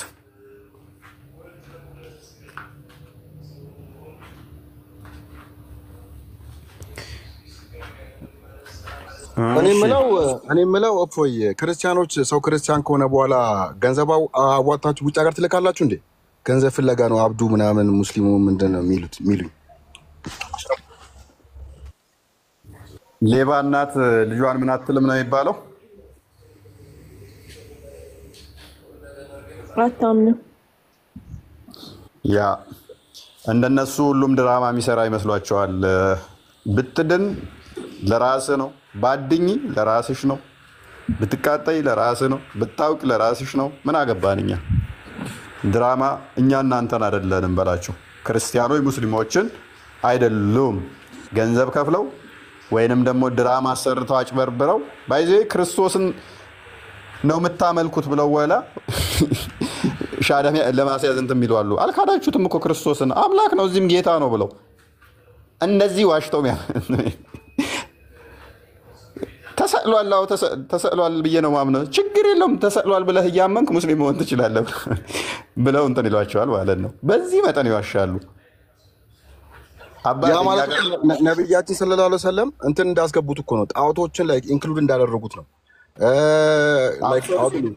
በጨረቃ እንትን አካተው እስልምና ውስጥ እንዲገቡ እንዳደረጉት ሁሉ አሁንም ቢሆን ክርስቲያኖች ሲጠሯቸው ኑ ጂሰስ እኮ ምንድን ነው ኢየሱስ እኛ ውስጥ አለ ኑ ግቡ ይሏቸዋል። ያ ለዚህ እኮ የሚለጠፉት እና ስቅለቱን እያመንክ ሙስሊም መሆን ትችላለህ ይላሉ። ያ ማለት እኮ ከአላህ ጋር ተቃራኒ ሆነ ሙስሊም መሆን ትችላለህ። በዚህ መጠን ይዋሻሉ ሰዎቹ። በዚህ መጠን ድራማ ይሰራሉ። ገንዘብ አዋጣችሁ ወደ ውጭ የምትልኩት እናንተ ናችሁ። እንደምንም በዛም በዚህም ብላችሁ ሴቷን እንደምንም አጭበርብራችሁ ዘገምተኛ ሴት ካገኛችሁ በወንድ በዛም በዚህም ብላችሁ ትጻጻፋላችሁ። ራቁት ፎቶ እንደምንም ትይዛላችሁ። ከዛ በኋላ የምታሰልሙት እናንተ ናችሁ። ቻሌንጅ አድርጉን እስቲ ቻሌንጅ ሚ አንድ እስልምና ላይ የሚሰራ ወንድ የክርስትና እንደዚህ አይነት ቆሻሻ ድራማ ይሰራ አታመጡ። የእናንተም ማውጣት እንችላለን እኛ ደግሞም በኮንፊደንስ ከዚህ በፊትም አውጥተንባችሁ ኡስታዛችሁን አሁን የጠራውን ኡስታዝ ለሁለት ወር ያህል ከሚዲያ እንዲጠፋ አድርገንበዋል። ድራማውን ሪከርዱን ይዤበት አታስታውሱም? እንደ ገንዘብ ከፍሎ ሌሎቹም ላይ በገንዘብ ሊሰራ ሲል እንዴት እንዳከሸፍኩበት አታውቁም? ቂም ዞብኝ መጥቶ ነው። ከዛ በኋላ ከፖለቲከኞችና ከእንትኖች ጋር እዛ ተነጋግረው መጥተው ያጮሁት በጾሙ ወቅት ያኔ ሁለት ወር ሚዲያ እንዳይገቡ ቲክቶክ እንዳይገቡ ድርሽ እንዳይሉ እንዳደረኳቸው ዘነጋችሁት እንዴ? አሁንም ሪከርዶቻቸው አሉን። እንኳን እዚህ ቲክቶክ ላይ የተጻጻፉትን ከትልልቅ ኡስታዞቻችሁ ትልልቅ መሪዎቻችሁ ጋር ያወሩት ሪከርዶቻችሁ አለን። ምን እንዳሰቡ ምን እንዳቀዱ ሁለት ሪከርዶች በቀላሉ እንዳወጣውባችሁ ዘነጋችሁት እንዴ? አውጡ እስቲ እኔ እንደዛ አችሉ ልክስክስ ወራዳ አይደለንም እኛ። ስለ እውነትና ለእውነት ለክርስቶስ ብቻ ነው የምንሰራው። አውጡ ቻሌንጅ ሚ። ስለዚህ ሱራ 960 ላይ ነብያችሁ መቶ ግመል ሰጥቶ ሙስሊም ወደ እስልምና የሚመጡትን ወደ እስልምና ሰዎች እንዲመጡ መቶ ግመል ይሰጥ ነበረ። እንዴ ለኛ ሳሰጠና ያ ነብዩ ለምንድን ነው ለነሱ መስጠው ሲሉት እንዴ እኛ እኮ ዘርፈን ነው ይሄንን ለነሱ ስንሰጣቸው ግን እስልምናን ይቀበላሉ። ከዛ በኋላ ሌላ ጊዜ አብረን እንዘርፋለን። ወደኛ ህብረት ከገቡ በኋላ ጦርነትም ስንሄዱ እሺስ አጋር ይሆናሉ ነው። እኛ እንደዛ አይነት ቆሻሻ ስራ አንሰራ። ምክንያቱም እኛ የክርስቶስ ተከታይ ነንና። አብዱ ያውቀዋል። አዋክበን ሰውን እንትን አንልም። ሰው አምኖ ተምሮ አውቆ ወደ ክርስትና የሚመጣው ወደ ክርስትና ሲመጣ እንኳን አደባባይ ላናመጣው በውስጥ አምኖ ተምሮ ጨርሶ ተጠምቆ እዛው ይገላገላል ማለት ነው። ወው ምናምን ብለን እዚህ አደባባይ ላይ እንዳንተ ጣት እንደምናስከስረው አይደለንም እኛ። ምክንያቱም ለድራማ የድራማ ሰዎች ስላልሆን ያው አብዱ ያውቀዋል። ውስጡ ያውቀዋል። አብዱ ኢንቫይት እናደርጋለን ሰዎች እውነት እንዲያውቁ እንዲማሩ። መመርመር የነሱ ድርሻ ነው። የምናውቀውን ለማሳወቅ እንጥራለን። ይህንን ጥቅማ ጥቅም እንሰጣለን፣ ይህንን እናደርግልሃለን። አባቴ እኔ ራሱ ፈልጋለሁ ያንን ጥቅማ ጥቅም ለምንድን ነው ለአንተ ምሰጥህ? ትቀልዳለህ? በጥቅማ ጥቅም ልገዛህ ትፈልጋለህ?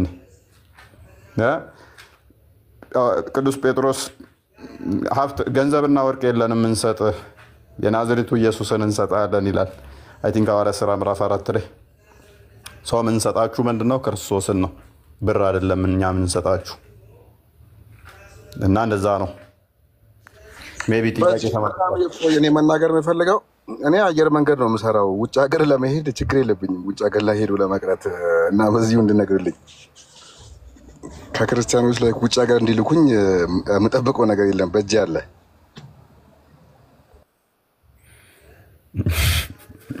አሁን ደግሞ ዘህን ይድሉሃል። አው ያለ አሁን ደግሞ ዘህን ይድ የሚል ይመጣልሃል። ተጠንቀቅ ሃናን።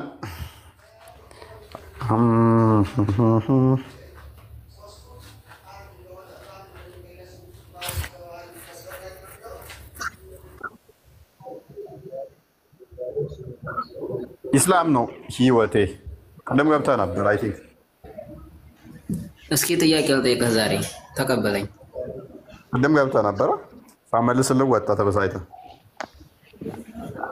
እሱን ችግር የለውም። እኛ ጨረቃ እንደማናመልክ ሁሉም ያውቃል። አንተ ስለዋሻ ጥያቄ ልጠይቅህ። ምን ጨረቃ ታመልካለህ? መች ወጣኝ?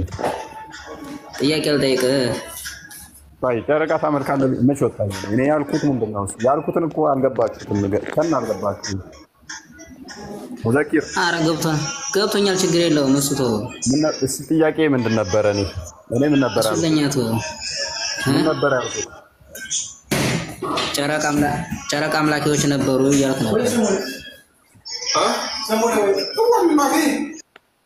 የሆነ በጣም ጫጫታ አለ ስራ። የእኛ ጥያቄ ራሱ አልገባችሁም። የጨረቃውን አምላክ ስንል ጣዖቱን ነው እያልናችሁ ነው። ሁሉን የፈጠረው እኮ ፈጣሪ ነው። ነገር ግን ጣዖቱን ታመልካላችሁ። ምክንያቱም አላህ የሚለው ራሱ የመጣው ከዛ ነው የሚል ነበር ክሌማችሁ። ከዛ አልመጣም። እሱን ተወውና ከዛ ምን አስቀመጥን? ይህንን ምልክት የተወሰደው ከዛ ነው። ጣዖታውያኖቹ እንደዚህ አድርገው ይጠቀሙ ነበረ።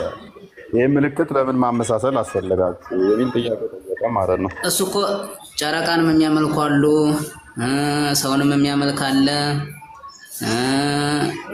እንስሳትንም የሚያመልክ አለ። እሱን ተወኛ። ሁሉንም የፈጠረውን አምላክ ነው የምናመልከው። መቼ ነው የተጀመረው ጨረቃን አምልኮ?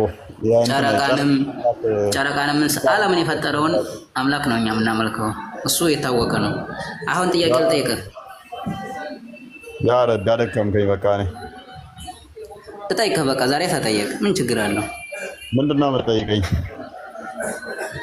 ጥያቄ ነው። ምንድን ነው እሱ? እሺ ስለፈቀድክልኝ አመሰግናለሁኝ።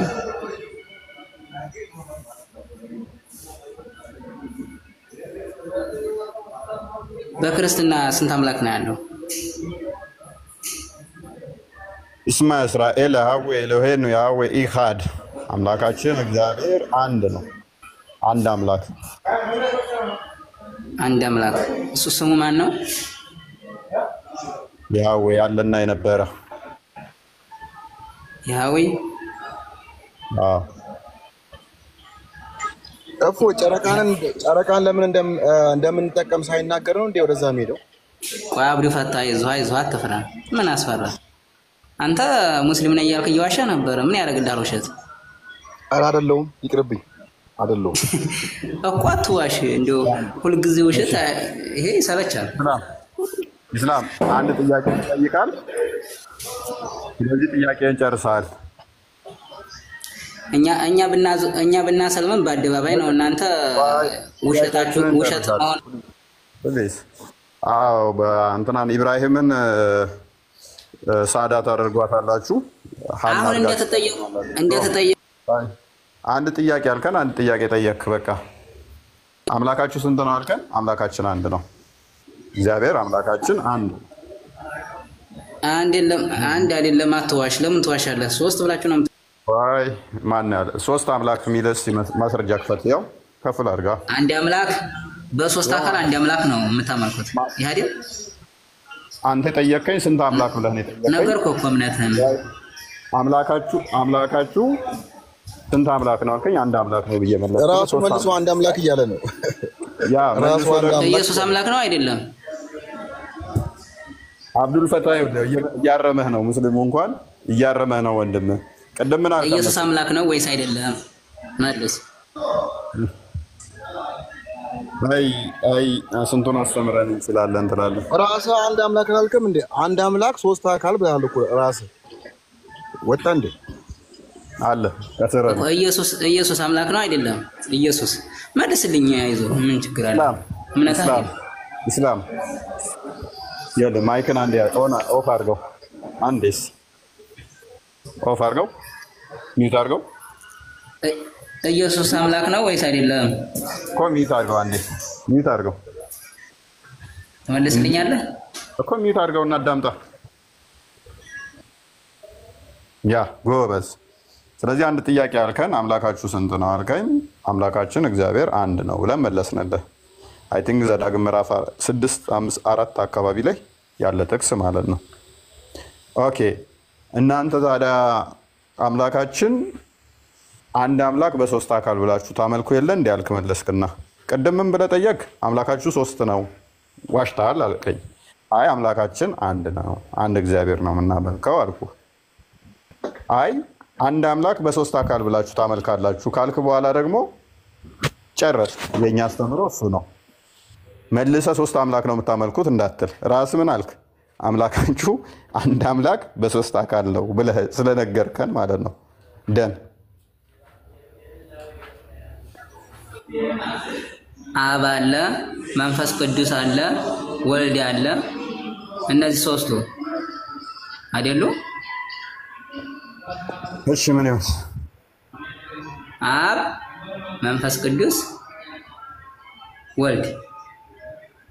እሺ እነዚህ በአንድ ተደምረው አንድ አምላክ ተደምረው ግልጽ ያመጣ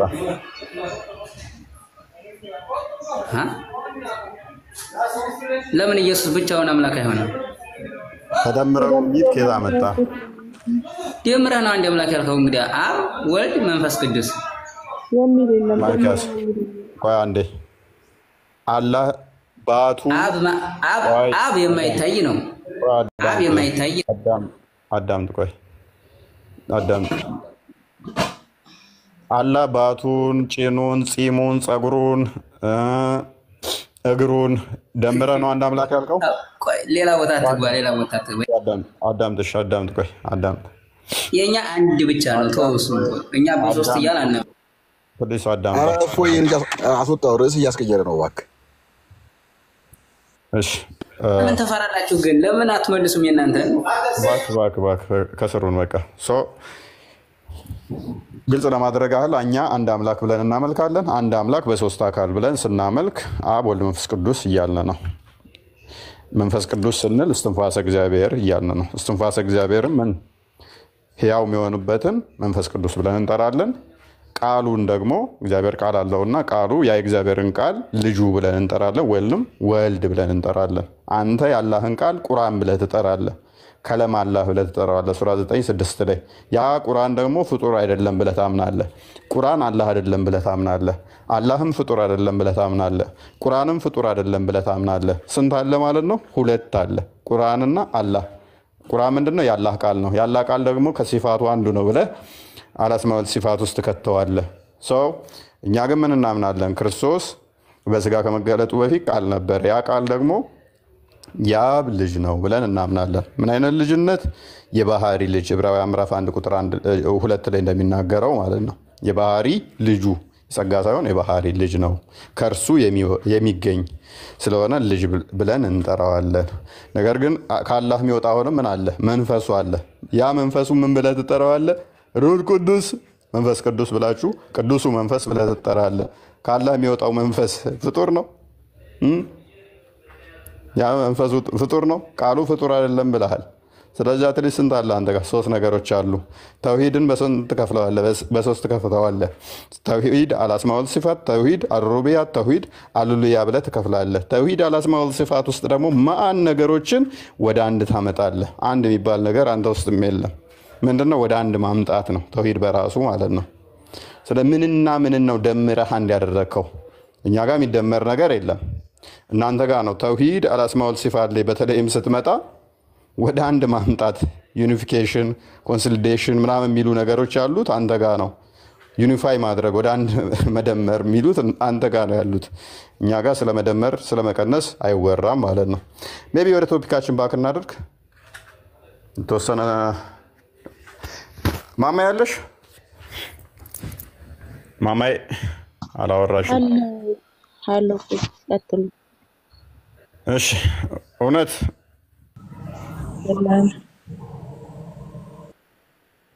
ይርታውሪ እሺ ለማንኛውም እንዴት ነው መሰላችሁ እኛ እያለን እየጠየቅናችሁ ያለሁት። እሺ እናንተ የምትሉትን ቃል እንቀበልና እናንተ በጨረቃ አታመልኩም፣ ከዛ በኋላ ደግሞ ግን በጨረቃ የሚያመልኩ ከእናንተ ከመሐመድ መነሳት በፊት ነበሩ እንበል። ታዲያ ለምንድን ነው ይሄንን ይዛችሁ አማውን መጠቀም ያስፈልጋችሁ? እነዚህ አይነት ነገሮችንስ ለምን በመሐመድ ሲራዎች እና በቁርአኑ አስባብል ነዙል ላይ መጠቀስ አስፈለገ? ለምን? አሁን እንዴት ነው ቁርአኑ ግልጽና የተብራራ ነው። ከዛ በኋላ ደግሞ ነብዩ ከራሱ አይናገርም ብሎ አስቀምጧል አይደለ? ቁርአኑ ራሱ ሐዲሶቹ ራሱ የተለያዩ ክፍል ላይ እንደዛ ብሎ ተጠቅሷል። ስለዚህ እነዚህ ነገሮች ከየት አምጥታችሁ ነው የለጠፋችሁት የሰቀላችሁት? ለምልክትነትስ ለምንድን ነው ኢላህ ተብሎ ይመለክ የነበረውን የጣዖት ምልክት አምጥታችሁ በመስገጃ ቦታዎቻችሁ የሰቀላችሁት፣ ባንዲራዎቻችሁ ላይ ያስቀመጣችሁት? ቢያንስ የዛ እንኳን ማብራሪያ ሊኖራችሁ ይገባል። አይመለከተንም ምን አገባን ብለዋል እኮ። ምን አገባን እኮ መልስ አይሆንም። ባይዜ እየተጠቀምክበት ምን አገባኝ አለ እንዴ? እኔም ያልገባኝ እሱ አለ ከጣዖታውያን የተወሰደ ነው እያል ምን አገባኝ። ውዴታ እስከ ጀነት ውዴታ ይሰማል። ውዴታ እንኳን ደህና መጣሽ። እንኳን ደህና ቆየ። መልካም። በመስጊድ ላይ ጨረቃ ተደርጎ ምልክት አይተሽ ታውቂያለሽ? ቆይ የምትሉትን ከመጀመሪያ ሰምቼዋለሁ። ነገር ግን አሁን የምታስገባቸው እስላም ነኝ ብለው የሚገቡት ምንንም የማያውቁ ምስኪኖችን እያስገባህ እሺ አንቺ ታውቂያለሽ መልሽ አንቺ ታውቂያለሽ መልሺ መናገራት እሺ አንቺ ታውቂያለሽ መልሺ ወደ መልሱ ግቢ ነው። እኔ አውቃለሁ እያልኩም ሳይሆን መነጋገር ካለብህ አንደኛ ስለ እስልምና በደንብ የሚያውቁ አሁን ክርስቲያን ሆኖ ስለ ክርስትና የማያውቅ ጋር ውዴታ እስከ ጀነት እሺ አሁን ጥያቄ ልጠይቅሽ። እሺ ውዴታ እስከ ጀነት አዳምጪ። አሁን ይሄንን ፖለቲካ ሂጂና ኡስታዞችሽን ኑ እዛ ቤት ጥያቄ እየተጠየቅን ነው፣ ግራ ገብቶናል። ጨረቃ ከጣዖታውያን የተወሰደ ነው ምልክቱ። እነሱ አስቀድመው ሙንጋድ ብለው የሚጠቀሙትን ስሙንም ሳይቀር አላህ ከዛ የመጣ ነው እያሉን ነው። መሀከሉ ላይ ኮከብ ይከቱበት ነበር ጣዖታውያኖቹ፣ እኛም ኮከብ ከተንበታል። መስጊዳችን ላይ ሳይ ጨረቃ አለ፣ ከዛ መሀሉ ኮከብ አለ። ይሄ ደግሞ ከእስልምና በፊት ጣዖታውያኖቹ ለምልክትነት የሚጠቀሙት ነው። እኛ ለምን ይሄንን ምልክት አድርገን ተጠቀምን ብለሽ መጠየቅ እኮ ነው። ሰባቴ ለምን እንዞራለን? ጣዖታውያኖቹ ይዞሩ ነበረ። ድንጋይ ለምን እንወረውራለን? ጣዖታውያኖቹ አስቀድመው ስለሚወረውሩት። ወደ ሰፋና መርዋ ለምን እንሄዳለን? ጣዖታውያኖቹ አስቀድመው ስለሚሄዱ። ድንጋዩን ለምን እንዞራለን? ወደ ድንጋዩ በዓመት ለምን እንሄዳለን? አስቀድመው ጣዖታውያኖቹ ስላደረጉት። ለምን ልብሳችንን እዛ ቦታ ላይ አውልቀን ነው አገልግመን የምንዞረው? ምክንያቱም ጣዖታውያኖቹ አስቀድመው ስላደረጉት።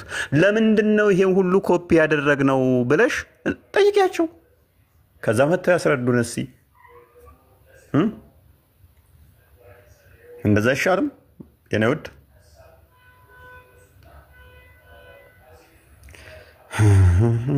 ሰማይ ነው አይደል?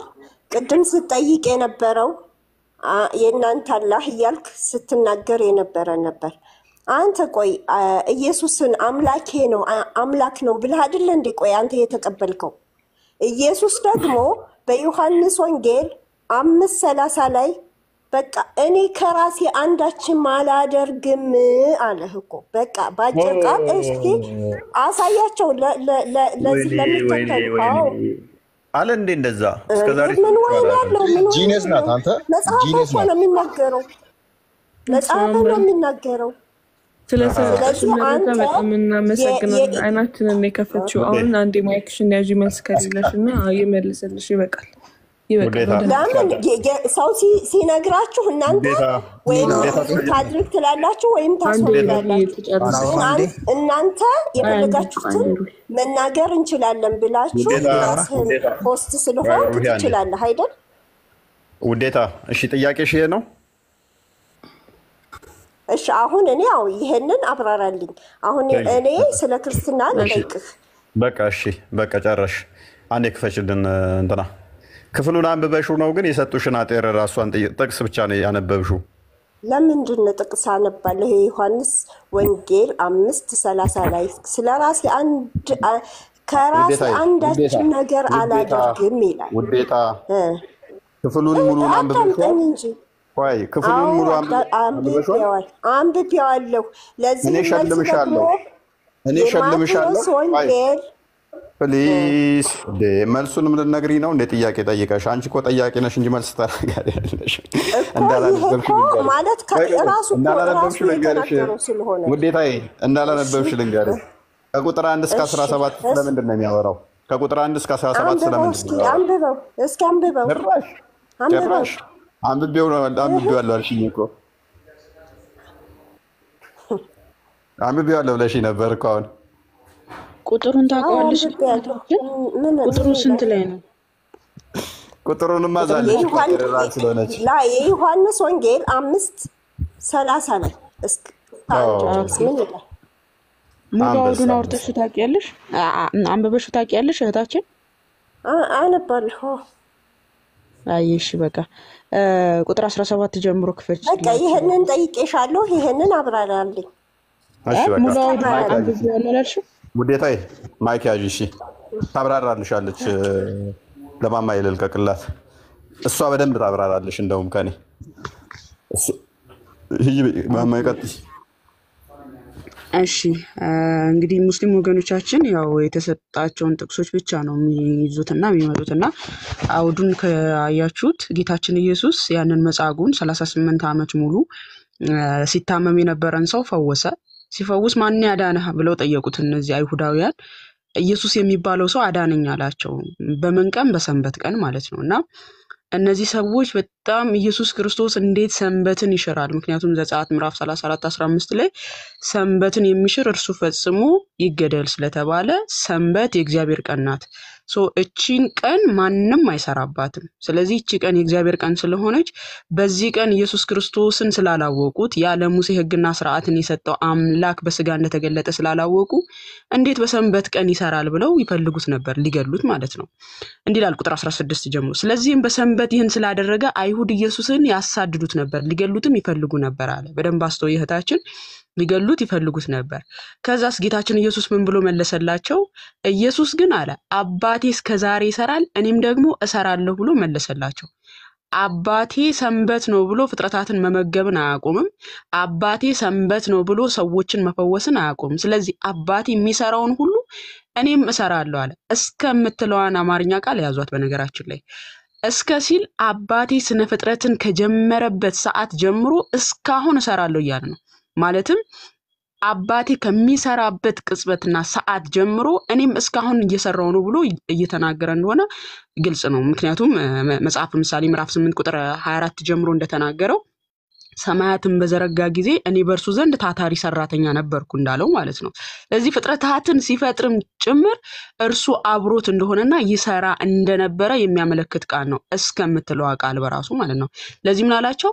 አባቴ እስከዛሬ ይሰራል እኔም ደግሞ እሰራለሁ። አባቱ ፍጥረታትን መመገብን ወይም ደግሞ ለፍጥረታት የሚያስፈልጋቸውን ማድረጉን አያቆምም ሰንበት ነው ብሎ መዝሙር 121 ቁጥር 3 ላይ የእስራኤል አምላክ አይተኛም አያንቀላፋም ይላል። ስለዚህ ይህ አምላካችን ፍጥረታትን ለመጠበቅ የሚተኛና የሚያንቀላፋ አይደለም። ስለዚህ ወልድም ደግሞ የእርሱ ባህሪ የሚይዝ ነውና ፍጥረታትን መመገቡን ወይም ፍጥረታትን መፈወሱን መጠበቁን የሚያቆም አይደለም ማለት ነው። ስለዚህ ምን አላቸው? አባቴ እስከዛሬ ይሰራል እኔም ደግሞ እሰራለሁ ብሎ መለሰላቸው አለ። ቁጥር 18 ላይ መለሳለና ምን አላቸው? እንግዲህ ሰንበትን ስለሻረ ዮሐንስ ምን አለን? እንግዲህ አለ ሰንበትን ስለሻረ ብቻ አይደለም፣ ነገር ግን ደግሞ ራሱን ከእግዚአብሔር ጋር አስተካክሎ እግዚአብሔር አባቴ ነው ስላለ ስለዚህ አይሁድ ሊገሉት አብዝተው ይፈልጉት ነበር አለ። ስለዚህ አይሁዳውያን መጻጉን ስለፈወሰ በሰንበት ቀን ስለፈወሰ ስለሰራ ብቻ ሳይሆን ራሱን ከእግዚአብሔር ጋር ስላስተካከለም ጭምር አይሁዳውያን ሊገሉት ይፈልጋሉ እግዚአብሔር አባቴ ነው ስላለ። ኦኬ ኢየሱስ ክርስቶስ እግዚአብሔር አባቴ ነው ሲል ለምንድን ነው አይሁዳውያን የተቀየሙት? ራሳቸው እግዚአብሔር ልጆች ነን ይላሉ። ዮሐንስ ወንጌል ምዕራፍ 8 ቁጥር 42 ላይ እኛስ ከዝሙት አልተወለድንም ለእኛስ አንድ አባት አለን እርሱም እግዚአብሔር ነው ብለዋል አይደል? የእግዚአብሔር ልጆች ነን ብለው ይኩራራሉ። እንደውም በአህዛብ ላይ የሚኩራሩት እነሱ ናቸው። የእግዚአብሔር ልጆች ነን የተመረጠን ህዝቦች ነን እያሉ አይደለ? ካዲያ ለምንድን ነው ኢየሱስ ክርስቶስ እኔ እግዚአብሔር ልጅ ነኝ ሲላቸው የተናደዱ ስንል ኢየሱስ ክርስቶስ የእግዚአብሔር ልጅ ነኝ ብሎ ሲናገር ከአብ ጋር በስልጣን የምተካከል ነኝ ኦኬ በስራ ሁሉ እኩል ነኝ እያለ እንደሆነ ግልጽ ነው። ምክንያቱም እርሱ የሚሰራውን ሁሉ ሰራለሁ እያለ እየተናገረ ስለሆነ ማለት ነው። ስለዚህ የኢየሱስ ክርስቶስ ልጅነት ምንድነው? የባህሪ ልጅነት ነው። እነሱስ የእግዚአብሔር ልጅ ነን ሲሉ እግዚአብሔር ስለመረጣቸው ብቻ ነው። ኦኬ እግዚአብሔር የመረጣቸውና ተቀድሰዋል ተብሎ ስለተነገረላቸው ማለት ነው። ስለዚህ ከዛ አንፃር እንጂ በባህሪ ከእግዚአብሔር ጋር ስለሚተካከሉ አይደለም። ስለዚህ ሰንበትን ስለሻረ ብቻ አይደለም፣ ነገር ግን አለ እግዚአብሔር አባቴ ነው ብሎ ራሱን ከእግዚአብሔር ጋር ስላስተካከለ አይሁድ ሊገሉት ይፈልጉ ነበር አለ ዮሐንስ ሲነግረን ማለት ነው። ቁጥር 19 ላይ ኢየሱስ ምን ብሎ መለሰላቸው? በጣም የምወደው ጥቅስ ነው እዚህ ጋር። ስለዚህ አለ ኢየሱስም መለሰ እንዲህ አላቸው፣ እውነት እውነት እላችኋለሁ አብ ሲያደርግ ያየውን ነው እንጂ አለ ወልድ ከራሱ ሊያደርግ ምንም አይችልም። ያ የሚያደርገውን ሁሉ ወልድ ደግሞ እንዲሁ ይህን እንዲሁ ያደርጋልን። እኔ ከራሴ ከአብ የተለየ ምንም ማድረግ አልችልም። ነገር ግን አለ አብ የሚያደርገውን ሁሉ ግን አደርጋለሁ። ከአብ የተለየ ነገር ካደረገ ሁለተኛ መለኮት ይመጣል ማለት ነው።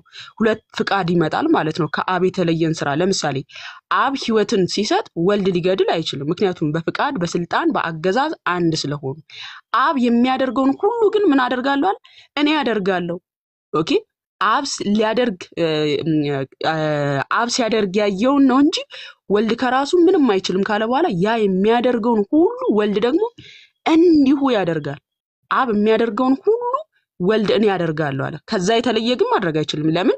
ስልጣን አገዛዛቸው አንድ ስለሆነ ማለት ነው። ፍቃዳቸው አንድ ስለሆነ ማለት ነው። ቁጥር 20 ላይ ምን አለ? አብ ወልድን ይወዳልና የሚያደርገውን ሁሉ ያሳየዋል፣ እናንተም ትደነቁ ዘንድ ከዚህ የሚበልጥ ስራ ያሳየዋል። አብ ይኸውልሽ አሁን ክርስቶስ ኢየሱስ ከምን አንፃር እንደተናገረ ራሱ እዛው ጋር መለሰው። አብ ሙታንን እንደሚያነሳ ህይወትም እንደሚሰጣቸው አብ ለፍጥረታት ፍጥረታትን ከሙታን ያስነሳል አይደለ? ህይወትም እንደሚሰጣቸው እንዲሁ ልክ አብ እንደሚያደርገው እንዲሁ ወልድ ደግሞ ለሚወዳቸው ህይወትን ይሰጣቸዋል። አብ እንደሚያደርገው ማለት ነው። አብ ፍጥረታትን ከሙታን እንደሚያስነሳ እንዲሁም ደግሞ ህይወትን እንደሚሰጠው እንዲሁ ተመሳሳይ ምን ያደርጋል? ወልድም እንደዛው ሙታንን ያስነሳል፣ ህይወት ይሰጣል። አብ ህይወትን ሲሰጥ ወልድ ሊገድል አይችልም። ተመሳሳይ እንዲሁ የሚለው ቃል ተመሳሳይ ነገር እንደሚሰሩ በስልጣናቸው መተካከላቸው አንድ አይነት ነገር እንደሚሰሩ ያሳያል ማለት ነው። ቁጥር 22 ላይ ምን አለ? ሰዎች ሁሉ አብን እንደሚያከብሩ ወልድን ያከብሩ ዘንድ ፍርድን ሁሉ ለወልድ ሰጠው እንጂ አብ በአንድ ሰው እንኳን አይፈርድም። ወልድን የማያከብር የላከውን አብን አያከብሩም። ይሄን ቃል በደንብ አስተውሉ። ሰዎች ሁሉ አብን እንደሚያከብሩት ማለት እኛ አብን በምንድን ነው የምናከብረው? በአምልኮት ነው የምናከብረው አምላካችን ያህዌን አይደለ? ሰዎች ሁሉ አብን እንደሚያከብሩ ወልድን ያከብሩ ዘንድ ማለት ልክ ለአብ የሚገባው አምልኮት ሁሉ ለወልድም እንደሚገባው እየነገረን ነው። አብን የምናከብረው በምንድን ነው? በአምልኮት ነው። እንዲሁ ብሎ ደግሞ ተመሳሳይ ወልድን ያከብሩ ዘንድ ፍርድን ሁሉ ለወልድ ሰጠው ካለ በኋላ እንጂ አብ በአንድ ሰው እንኳን አይፈርድም። ወልድን የማያከብር ማንን አያከብርም? የላከውን አብን አያከብርም። ስለዚህ የወልድን አምላክነት ሳንቀበል የአብን አምላክነት ልንቀበል አንችልም። በክርስቶስ ኢየሱስ የተደረገልንን ቤዛ ሳናምን አብን አባታችን ብለን አናምንም ማለት ነው። ምክንያቱም ያንን ልጅነት ራሱ ያገኘነው በልጁ በክርስቶስ ኢየሱስ ስለሆነ። ቁጥር 24 ላይ ምን አለ? እውነት እውነት እላችኋለሁ ቃሌን የሚሰማ የላከኝን የሚያምን የዘላለም ሕይወት አለው። እውነት እውነት እላችኋለሁ ቃሌን የሚሰማ የላከኝንም የሚያምን የዘላለም ሕይወት አለው፣ ከሞት ወደ ሕይወት ተሻገረ እንጂ ወደ ፍርድ አይመጣም። እውነት እውነት እላችኋለሁ ሙታን የእግዚአብሔርን ድምፅ የሚሰሙበት ሰዓት ይመጣል፣ እርሱም አሁን ነው፣ የሚሰሙትም በሕይወት ይኖራሉ አለ። አብ በራሱ ሕይወት እንዳለው እንዲሁ ደግሞ ለወልድ በራሱ ሕይወት እንዲኖረው ሰጥቶታል። አሁን አብዛኛው የሙስሊም ወገኖቻችን ጥቅስ ነው፣ በጣም በቃ ባንዲራ የሆነ ጥቅስ ማለት ነው። ኢየሱስ ክርስቶስ ሕይወት ሰጥቶታል እኮ አብ ሕይወት አልነበረውም ነው። ከምን አንጻር ነው የተነገረው? አብ በራሱ ሕይወት እንዳለው እንዲሁ ደግሞ ለወልድ በራሱ ሕይወት እንዲኖረው ሰጥቶታል ማለት ወልድ ክርስቶስ ኢየሱስ ስጋን ተዋህዶን የመጣው ስጋን ሲዋሃድ ደግሞ ያ ስጋ ሕይወት ያልነበረው ነበር፣ ዘላለማዊ ሕይወትን የሚሰጥ አልነበረም። ቃል ለስጋ ክብር ነውና ያንን ሕይወት ያልነበረውን ስጋ ሲዋሃድ ምን አገኘ? ቃል ሕይወትን አገኘ። ስለ መለኮት አይደለም፣ ስለ ስጋ ስለተዋሃደው ስጋ ነው። መለኮትማ ዮሐንስ ወንጌል ምዕራፍ 1 ቁጥር 4 ላይ በእርሱም ሕይወት ነበረች፣ ሕይወትም የሰው ብርሃን ነበረች ተባለ። ስለማ ስለ አስቀድሞ በአብ ዘንድ ስለነበረው ስለ አካላዊ ቃል ሲነገር ምንድነው? በእርሱ ሕይወት ነበረች፣ ሕይወትም የሰው ብርሃን ነበረ። እዛው ዮሐንስ ወንጌል ምዕራፍ 1 ቁጥር 10 ላይ ምን ብሎ ይነግረናል? እርሱም በዓለም ነበረ፣ ዓለሙም በእርሱ ሆነ፣ ዓለሙም አላወቀው። እርሱ አስቀድሞ በምን ነበር? በዓለም ነበር። ዓለሙ ራሱ በማን የሆነው? በእርሱ ነው። ከዛስ ዓለሙም አላወቀውም ተብሏል። ስለዚህ ስለ ቃል ስንናገር እርሱ አስቀድሞ የነበረ ነው፣ ሕይወትን የማይሻ አስቀድሞ ሕይወት ያለው እንደሆነ መጽሐፍ ቅዱሳችን ይናገራል።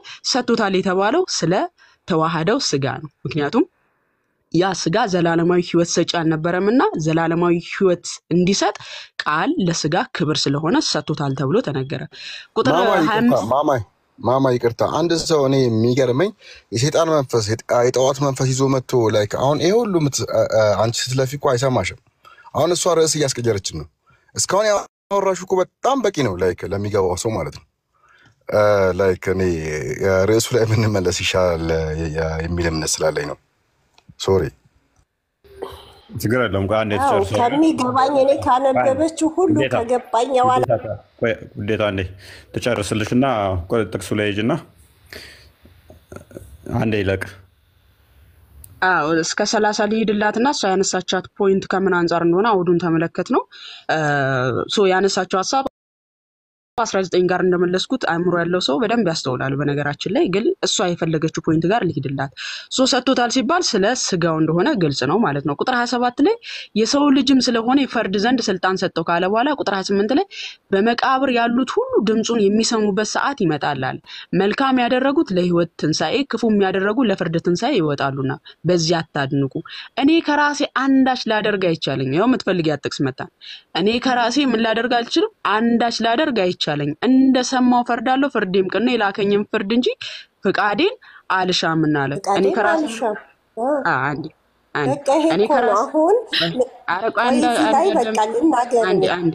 አንዴ ልጨርስና ሀሳብሽን እንሰማለን። እኔ ከራሴ አንዳች ማድረግ አይቻለኝም ብሎ ሲናገር ቁጥር 19 ላይ ምን ብያችኋለሁ? አብ ሲያደርግ ያየውን ነው እንጂ ከራሴ ምን ማድረግ አልችልም ብሏል። ከራስ ቆይ አንዴ አትግቢ ልጨርስ። አብ ሲያደርግ ያየሁትን ነው እንጂ ከራሴ ማድረግ አልችልም ብሎ ተናግሮ አብ ያደረገውን ግን ሁሉን ያደርጋለሁ ብሏል። ተመልከቱ፣ አብ ያደረገውን ሁሉ ምን አደርጋለሁ ብሏል? እኔ ያደርጋለሁ። ነገር ግን ከእርሱ የተለየ ስራን አልሰራም ነው። እኔ ከራሴ አንዳች ላደርግ አይቻለኝም ሲል አምላካዊ ስራ ከአብ የተለየን ስራ አልሰራም። እንዲሁም ደግሞ የላከኝን ፍቃድ እንጂ ፍቃዴን አልሻም ሲል የአብ ፍቃድ ምንድነው? ውረድ ተወለድ የሰው ልጆችን አድን ነው። የወልድ ፍቃድስ ማቴዎስ ወንጌል ምዕራፍ 28 ቁጥር 24 ላይ ለብዙዎች ቤዛ እንድሆን መጥቻለሁ አይደል ያለው? ኦኬ ለሰው ላገለግል እንጂ እንዲያገለግሉኝ አልመጣሁም እንዲሁም ቤዛ ልሆን ብሎ ተናግሮ የለ። ስለዚህ ቤዛ ሊሆን በፍቃዱ መጥቷል። የአብ ፍቃድ ምንድነው? ለሰው ልጆች ቤዛ ይሆን ዘንድ ነው። የመንፈስ ቅዱስስ ፍቃድ ሲባል ይሄው ወልድ ክርስቶስ ኢየሱስ መጥቶ ስለኛ ቤዛ ይሆን ዘንድ ነው። ስለዚህ ከዚህ የተለየ ሐሳብ ወይም ከዚህ የተለየ ፍቃድ የለኝም። የአብ ፍቃድ የኔም ፍቃድ ነው። ሌላ ፍቃድ ኖሮኝ ያንን ፍቃድ ይልሽ አልመጣሁም ነው። ስለዚህ ከራሴ አንዳች ማድረግ አይቻለኝም ብሎ ሲናገር ከአብ የተለየ አምላካዊ ስራን ላደርግ አይቻለኝም እያለ እንጂ ስለ ችሎታ ወይም ደግሞ ስለመቻል አይደለም ከፍቃድ አንፃር ነው ከስላሴ አንፃር አንድ ፍቃድ ስለሆነ ከአብ የተለየን ስራ መስራት አልችልም ምክንያቱስ ለምሳሌ አብ ህይወትን ሲሰጥ ወልድ ከገደለ ሁለት መለኮት ነው ይባላል ማለት ነው ኦኬ ሁለት የተለያየ ፍቃድ አላቸው ማለት ነው ወልድ የራሱን ፍቃድ ይፈጽማል አብ የራሱን ፍቃድ ይፈጽማል ከተባለ ሁለት መለኮት ይመጣል ማለት ነው ስለዚህ ወልድ ክርስቶስ ኢየሱስ እኔ ከራሴ አንዳች ማድረግ አይቻለኝም ብሎ ሲናገር ቁጥር 19 ላይ እንደተናገረው አብ ሲያደርግ ያየሁትን ነው እንጂ ከአብ የተለየ አላደርግም ያ የሚያደርገውን ሁሉ እኔ ያደርጋለሁ ብሎ እንደተናገረው ከፍቃድ አንፃር እንጂ ከመለኮት አንፃር አይደለም ከኮሜንተሪን ከፈለግሽ አሁን ከፍቻ ሳይሻለው ቅዱስ ዮሐንስ አፈወርቅ እንደው ሰው እንኳን ክፉና ደጉን ለይቶ ያውቃል ማለት ችግር የለውም እኔ አላፍርበትም ልንገርሽ አሁን ሁሉ ያነበብሽው የሱን አምላክነት ሳይሆን የሚገልጸው ነብይ ሆኖ ከአምላኩ የታዘዘውን ትእዛዝ መጥቶ እንደሚያደርግ ነው በቃ እዚህ ጋር ይገባሻል ስለዚህ ከራሱ አይደለም ማለት ከነቱ ነው አው ከራሱ አይደለም እኔን አምልኩኝ ብሏል አላለም ገብቶሻል ውዴታ አዳምጪ አብዱ ፈትና ያለው ተከሰተ ወይ ምን ታድርጋትና ማጠቃለስና ተወረደ ወደ ራሳችን እንመለስ ኖ በቃ በዚህ አሁን በዚህ ራሱ ያከራክረናል በቃ አሁን እናንተ ስለ ነብዩ መሐመድ ስለ ብዙ ነገር ተዋራላችሁ ውዴታ አዳምጪ ተራ አንድ ክፈቹ እውነት ቆይ አዳምጪና የስ ከ2000 በላይ ሰው ስላለ ይታዘብሻል እየተደማመጥን እናውራ ወደረሳችሁ የማይታዘበኝ ምን ይሄን ጥያቄ ነው ዛሬ የመጣሁት ከናንተ ማለት ነው ገብቷል ይሄንን ግልጽ እንድታርገን ያነበበችው ሁሉ ነብይነቱን የሚገልጽ ነው እንጂ ፈጣሪነቱን በፍጹም አይገልጽም ማንኛውም ነብይ ሲመጣ አድርግ አዳምጪ ባክሽን አዳምጪ ከመቃብር የሚያስነሳ ነብይ ታሳየኛለሽ በትንሳኤ ቀን በቂያማ ለታ ሱረቱ ሐጅ ላይ ስድስተኛው አያ ላይ እኔ ብቻ ነኝ አላህ ይላል ከመቃብር ድምጼን የሚሰሙትና ማስነሳቸው የትኛው ነብይ ከመቃብር በትንሳኤ ዕለት አስነሳለሁ የሚል ካሳየሽኝ ቲክቶክ አቆማለሁ አልገባም ቁርአንሽ ላይ አላህን አስተኛ ታደርጊያለሽ ሱረቱ ሐጅ አያ አይሚን ስድስተኛ ኖ ሱራ 23 6 እና 7 22 አሁን ልክ ነው ሱረቱ ሐጅ ላይ ነው ሱረቱ ሐጅ ነው እኔ ብቻ ነኝ ይላል ስለዚህ የትኛውም ነብይ ምናምን ይያልሻት በይ እሷ የጠቀሰችልሽ 17 ላይ አባቴ እስከዛሬ ይሰራል እኔም እስከዛሬ ይሰራለሁ አለ ሰንበትን ሽሮ ሱራ በቀራ ላይ 65 ላይ ሰንበትን የሚሰራ አላህ ብቻ ነው ይላል በሰንበት የሰሩትን ወደ ጦጣና ወደ ዝንጀሮ ቀይሯቸዋል በሰንበት ለምን ሰራችሁ ብሎ በሰንበት ከአላህ ውጪ ማንንም መስራት ስለማይቻል ማለት ነው አይሁዶችም የተቃወሙት ከአምላክ በስተቀር ቁርአን ከመጽሐፍ ቅዱስ የተወረሰ ነው ብላችሁ አዳምጪ በሰንበት ለምን ሰራችሁ ብሎ ወደ ዝንጀሮና ወደ ጦጣ ቀይሯቸዋል ክርስቶስ ግን ምን አለ በሰንበት እኔም እሰራለሁ አባቴም ይሰራል እስከዛሬ አባቴ ይሰራል እኔም እሰራለሁ አለ አሁን ቁጥር 30 ክፈች አንብቢ ቁጥር 30 ቁጥር 30 አንብቢ በቃ ቁጥር 30 እሱም ከራሱ አንዳችም አያደርግም አምልኩኝም አላለም በቃ ማማ አዳምጡ ማማ ክፍሉን አንብቢውና እንጠያየቅ ክፍሉን አንብቢው ምንድነው የሚለው ክፍሉን አንብቢው እስቲ ማዘር አንብቡት ይታይሻላ ትልቅ ሰው ይመስለኛል ድምጽሽ ፕሮፋይልሽ ትንሽ ወጣት መስለሽ ነው ድምጽሽ ተለቅ ያለ ሰው ስለመሰለኝ ነው አንብቢው ክፍሉን ትልቅም አድርገኝ ትንሽም ልሁን ክፍሉን አንብቢው ስለ እድሜ አይደለም ጥያቄ ስለ እድሜና ስለ እኔነቴ ሳይሆን ስለማመልከው አንድ አላህና ስለ አንተ ነብይን እህቴ ሞግችን መሞገት ትችያለሽ ግን ወሬ አታድርጊው ክፍሉን አንብቢው መሞገት መፍትሽ ነው ነገር ግን ዝም ብለሽ እንዳጠረራ ማንበብ ማውራት ሳይሆን ክፍሉን አንብቢው ከዛ በኋላ ክፍሉ ላይ ይሄ ቦታ ላይ እንደዚህ በይና ሞግችን አሁን ክፍሉን አንብቢው ማይክሽን አንሹ እኔ እኮ ድል እየሰጠሁሽ ነው እንጂ ብዙዎቹ ሰልችቷቸዋል ወሬ ካደረግሽው ይሰለቻል ክፍሉን አንብቢው እስቲ